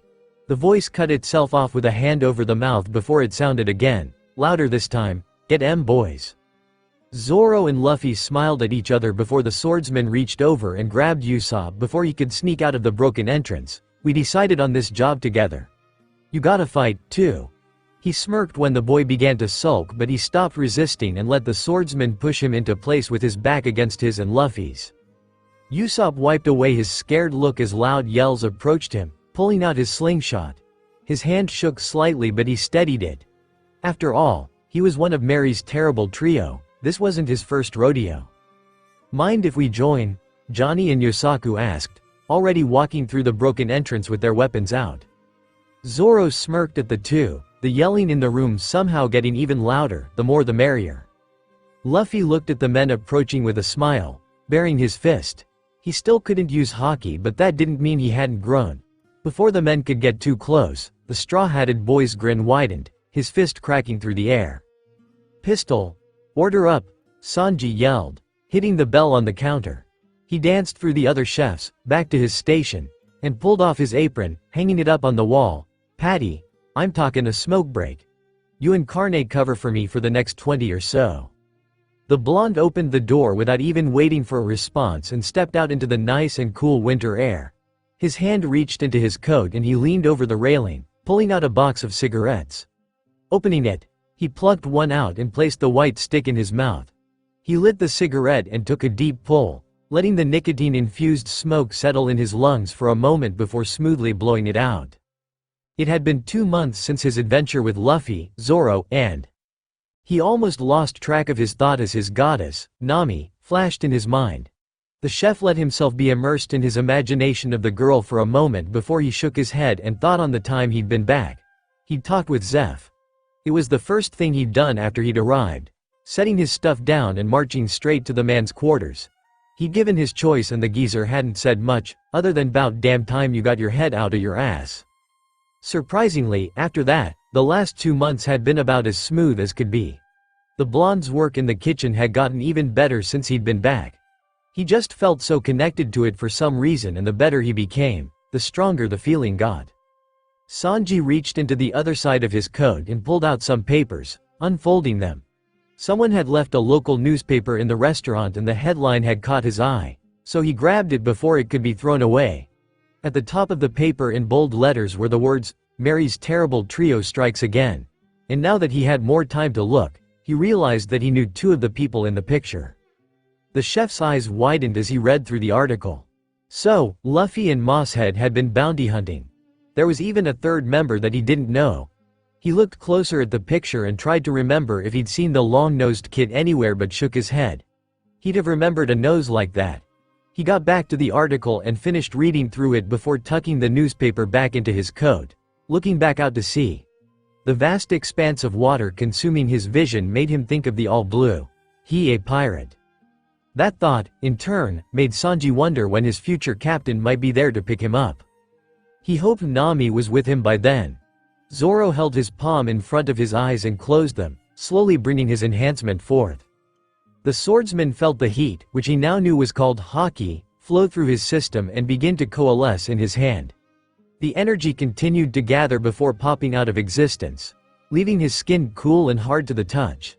His eyes drifted back open, looking at the extremity now enhanced all the way down to the middle of his forearm. He was getting better. Zoro loosened his grasp on the energy and felt his haky fade away, his eyes glancing down at the white-hilted sword resting in his haramaki. The blade had taught him a lot. It sounded strange, but it was the truth. Through Wado, he'd learned he could cover his katanas with haky and he'd been training to do just that.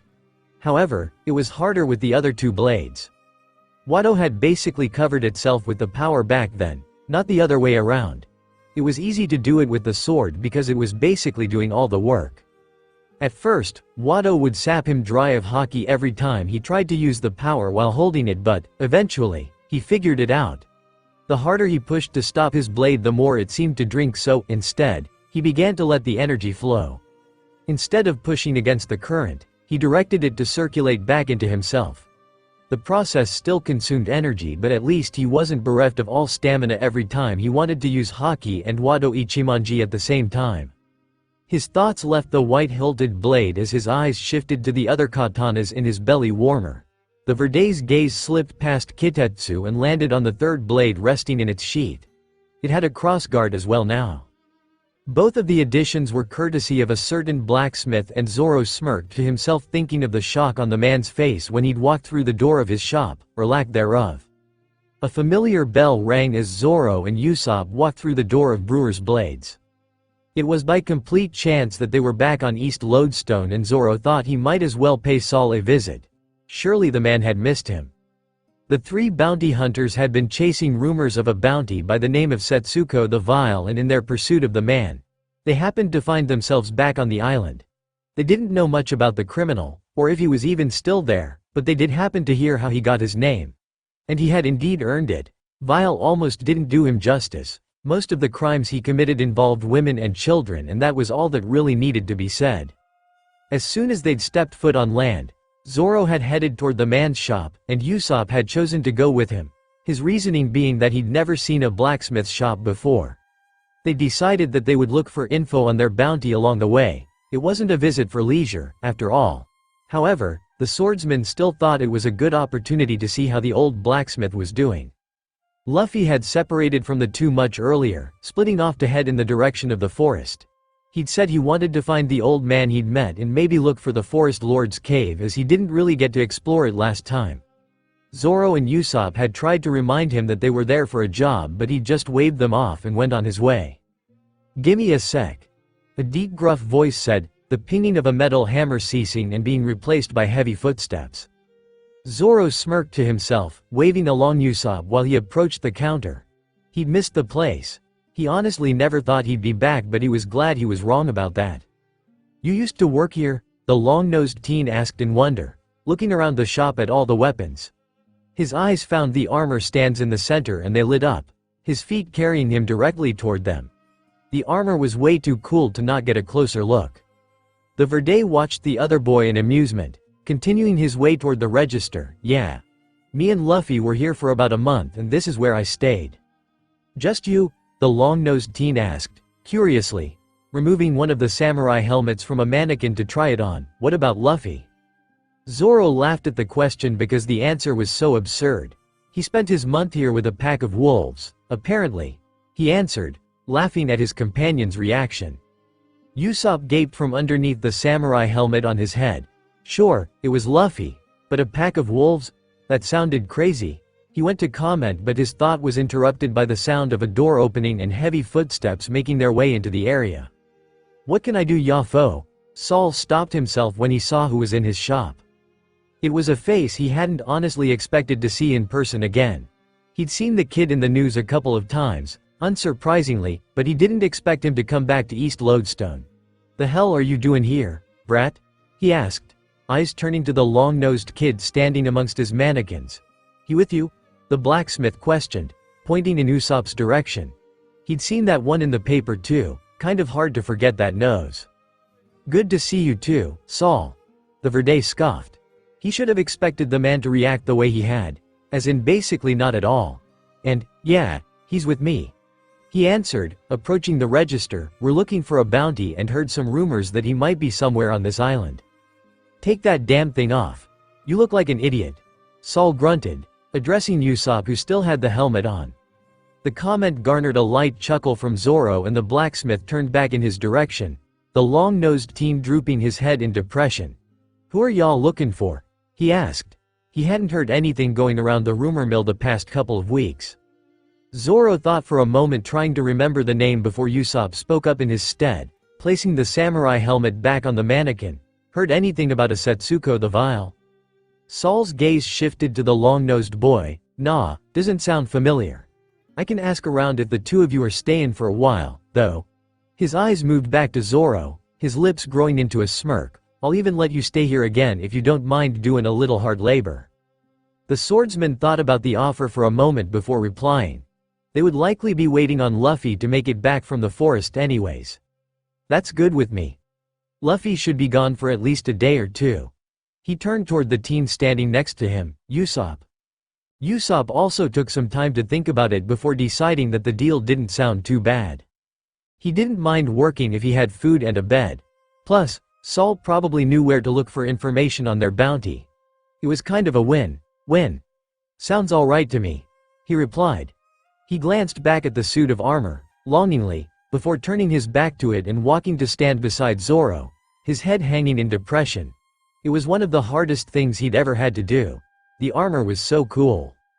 I don't need the two of you today, but you'll be working your asses off tomorrow. I can promise you that, informed Saul, smirking. The boys weren't ready for what he had in store. His gaze shifted back to Zoro, and he couldn't help but think that he'd grown up a bit. He looked stronger, and not just in a physical sense, even though he was definitely a little bigger than he used to be. The man's eyes glanced down to the Verde's Haramaki, and he saw 3 blades resting there. He knew 2 of the katanas for sure, and now that he had a closer look, he was pretty sure he knew the third one as well. However, it was strange seeing it, as he was sure he'd never see it again. That katana, he said, pointing at the blade without a sheath. Where'd you find it? Zoro glanced down and was surprised to see the man pointing at the sword he'd takanored. This? He asked, pulling the blade out and presenting it to the blacksmith. Saul deliberately nodded his head. I found it with some pirate treasure. The swordsman replied simply, eyeing the blacksmith curiously. You seen it before? Saul took the katana from Zoro's hands and examined it closely. It was missing its tsuba, and the original black wrappings of the hilt were covered by white instead. They were probably ripped off if he had to guess. It was nothing like it was back in the day. Seen it? I made the damn thing, he stated, smirking at the shock on the Verde's face. You made it? Zoro asked incredulously. No wonder the blade had a voice, but what were the chances? A very long time ago. It used to be mine, actually. The blacksmith chuckled, was never very good with it. Wore it more for looks than actual fighting. It's a good blade though. The Verde gaped slightly. Why the hell was it in a pile of treasure and not with you then? Saul thought on the words for a moment. Lost it on the battlefield, actually. He eventually answered, thinking back to a time long ago. I told you I was never really a fighter, and it was during a battle when I learned that. The old man sighed. He'd been young and stupid. He thought he was invincible with that blade in his hand because of the way he'd made it, It helped him become strong in his heyday, but apparently nowhere near strong enough. Especially not in the face of the monster he'd met that day. He shook his head, banishing the thoughts. No need to get caught up in the past. "Did you name it?" Zoro asked. Now that he knew who it was made by, he wondered if he'd given it a name. The graying man thought about the question for a moment. The katana had a name, but the blade wasn't the same as it was back then, he could tell. It had changed in the time since he'd wielded it. Kyoka Suru. Saul eventually said, "But that's not its name anymore." Zoro and Usopp both looked at the man curiously. What exactly did he mean by that? "It's a different blade now," the blacksmith explained, still examining the weapon. "It's shed its old name. It needs a new one." He looked up at the Verde and their eyes met. "And I think you should give it one." The Zoro gaped at the man. He wanted him to name a blade that he'd made? Saul laughed at the expression on the boy's face, turning away from him and beginning to walk back to the forge. The sword needed a sheath and a cross guard, and he would give it both. "I'm gonna fix this baby up for y'all real nice. In the meantime, think of a good name for it." His eyes glanced at the other boy, Usopp if he remembered correctly, and they landed on his green slingshot. A thought coming to his head. "Ever thought about a wrist brace?" he asked, pointing at the weapon. Usopp scrambled for a moment, not expecting to be addressed, but eventually found his voice and replied, "No, not really. It's got a pretty good draw length already, so I never really thought about it. I can double it without any loss of accuracy," the man said simply, holding his hand out for the weapon to be placed in. The long-nosed teen paused for a moment and thought. It probably wouldn't hurt. Although, he was a little reluctant to let a stranger handle his prized slingshot. Eventually, he acquiesced and placed the weapon in Saul's hand, the blacksmith giving a satisfied grunt as he turned to walk to the forge room. This shouldn't take too long. In the meantime, get settled in and start thinking of a new name for this katana, brat, he said over his shoulder. Zoro and Usopp watched the man walk into the forge with the same thought in mind. This was certainly not how they expected things to play out. As Zoro examined the katana, he couldn't help but be mesmerized by the way Saul's skilled hands had breathed new life into the blade, transforming it into a thing of beauty. It was now adorned with a sheath of ebony wrappings. The hilt too was cloaked in the same darkness. A rectangular cross guard separated the hilt and the sheath, its shape perfectly aligned with the edge and mune of the blade. The edges of the tsuba glinted with a gilded glow, while the center was a deep, inky black. Each corner of the tsuba boasted smaller rectangles, connected to the main shape by their corners. Yet, only the corners were filled in, leaving the rest of the rectangles empty. This created an intricate interplay of negative space that served to highlight Saul's exquisite craftsmanship. The sword still didn't speak very often, but it had proven itself to be a good blade nonetheless. It was a quiet one, very unlike the excitable Kitetsu 3 or the calm Wado Ichimonji. It almost never spoke even though he knew it could.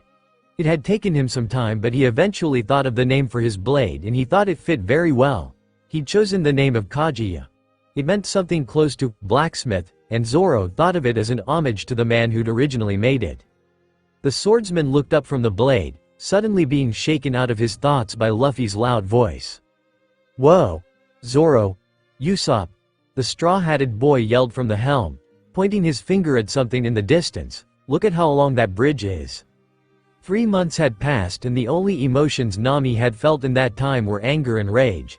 She'd reverted back to hating pirates with every fiber of her being, and it was all his fault. Everything was always his damn fault. The damn blue-skinned monster.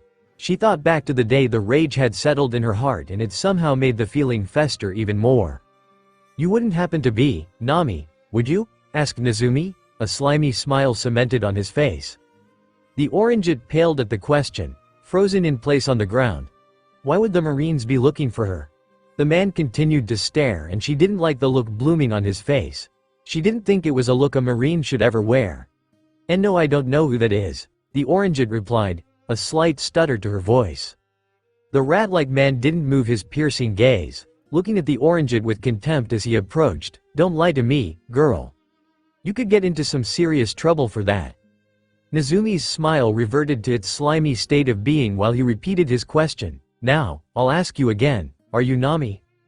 Nami watched him reach toward one of her sacks of treasure and scrambled back toward the tree whose root she'd tripped over, hugging the cloth as tightly as she could. Her heart was practically beating out of her chest. Why would this man be looking for her? And why had he reached toward her treasure like he'd known what it contained? "I told you already. My name's not Nami," the girl exclaimed desperately, wildly looking around the area. She searched for a way out of the situation but couldn't find one, as she was completely surrounded by men in white. Nezumi's face was taken over by anger once again and he stood to his feet, approaching the orangehead with a scowl. "I told you not to lie to me, you little brat." He went to discipline her for the blatant disrespect but thought better of it, a sly plan coming to his mind. He was going to get the gold from her and he was taking all of it. What Arlong didn't know wouldn't kill him. The thought sent a giddy smile to the man's lips. "I apologize for my tone, young lady. I'm only worried for your safety," the rat-faced man said, in an attempt to get the girl to let her guard down. Nami's eyes continued to widen and the speed at which her heart was now beating couldn't be healthy. This Marine captain was lying straight to her face. She'd been lying for her entire life, so it wasn't too difficult to determine when someone was trying to deceive her. The only question was why. Why would an officer of the Navy be trying to trick her? "You see, the people of Kokoyashi village called my base with a missing persons report for a girl by the name of Nami," Nezumi began, his smile widening, "and you just so happened to fit their description of her, perfectly. The orangehead just knew it, but what could she say?" The man obviously knew who she was. However, the people of Kokoyashi would have never called the Marines on her behalf. They knew whose crew she joined all those years ago and she was sure they hated her for it. They would have never done what Nezumi was saying they had, but, again, there was nothing she could do. Her eyes shifted to the bags she held. The gold was still technically stolen, but it was from a pirate, so maybe. "Fine, yes, my name's Nami," the girl yelled in frustration, more at the whole situation than the man asking her the question, "and I'm not missing. So tell whoever asked you to find me that I'm perfectly fine." She had a sneaking suspicion about who it could have been and the thought was making her stomach curl something fierce. Nezumi's smile reached a point where Nami thought the corners of his mouth would come off his face, and she wasn't completely sure why, but it scared her. The Marine captain was planning something, she could see it in his eyes. She hugged the cloth sacks closer to her body if that was even possible. "I'm so glad you are okay, Nami," the rat man said, slowly approaching the girl still trying to distance herself from him. "I was very worried." Nami stared up at him and he stopped just in front of her, bending to crouch down. Before she could react, he pulled a knife out of his belt and stabbed it into one of the cloth bags she was holding, glittering jewels and gold spilling out of the hole. She scrambled to hide the treasure and stop it from coming out of the bag, but the damage had already been done. "Tisk, tisk, tisk," chastised Nezumi. "And what have we here?" The man looked at Nami with his disgusting smile still cemented in place. "I hate to make assumptions, but this wouldn't happen to be stolen? Would it, Nami?" The orangehead paled at the words. There was almost no way out of the situation. This Marine captain knew who she was and for some reason, he also seemed to know about the treasure. How he knew, she wasn't sure. She scrambled to find a good excuse but could only come up with one. "It's stolen from a criminal," Nami desperately yelled. It was a flimsy excuse at best, but what else could she say? How else was she supposed to explain why she had 2 cloth sacks filled with gold and jewels? "And does that make it any less illegal?" Nezumi questioned with his ever-present smile. "Of course it does. It wasn't taken from anyone who'd originally owned it. I stole already stolen goods." As soon as the words left her mouth she realized how it sounded. In her head, it made sense as a solid argument, but hearing it out loud changed her mind. She could already see how the man would spin the words and it was making her angry. She was about to lose her means of purchasing Kokoyashi. Maybe if she tried to reason with him, she could make him understand. "Please, sir, it's for my village," she begged. "A pirate is holding it hostage and the only way to make him let it go is to pay him. Please. Just let me go. There are people suffering and I can stop it with this treasure." She put every ounce of emotion she had in her body into the words. She needed him to understand. Now, Nami. I told you not to lie to me," the rat man responded, standing and motioning to his men. "Confiscate those bags and move them to my ship." He looked at her with his greasy smile. "Fortunately for you, Since these goods were stolen from criminals, I won't be putting you under arrest.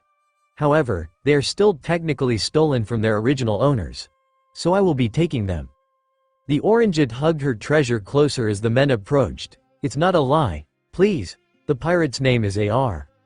You aren't hiding any other stolen goods around this area, are you?" Nezumi interrupted, glancing around the area. He cared not for the screaming girl. He only wanted her to shut up. Her cries were beginning to annoy him, and don't even tea.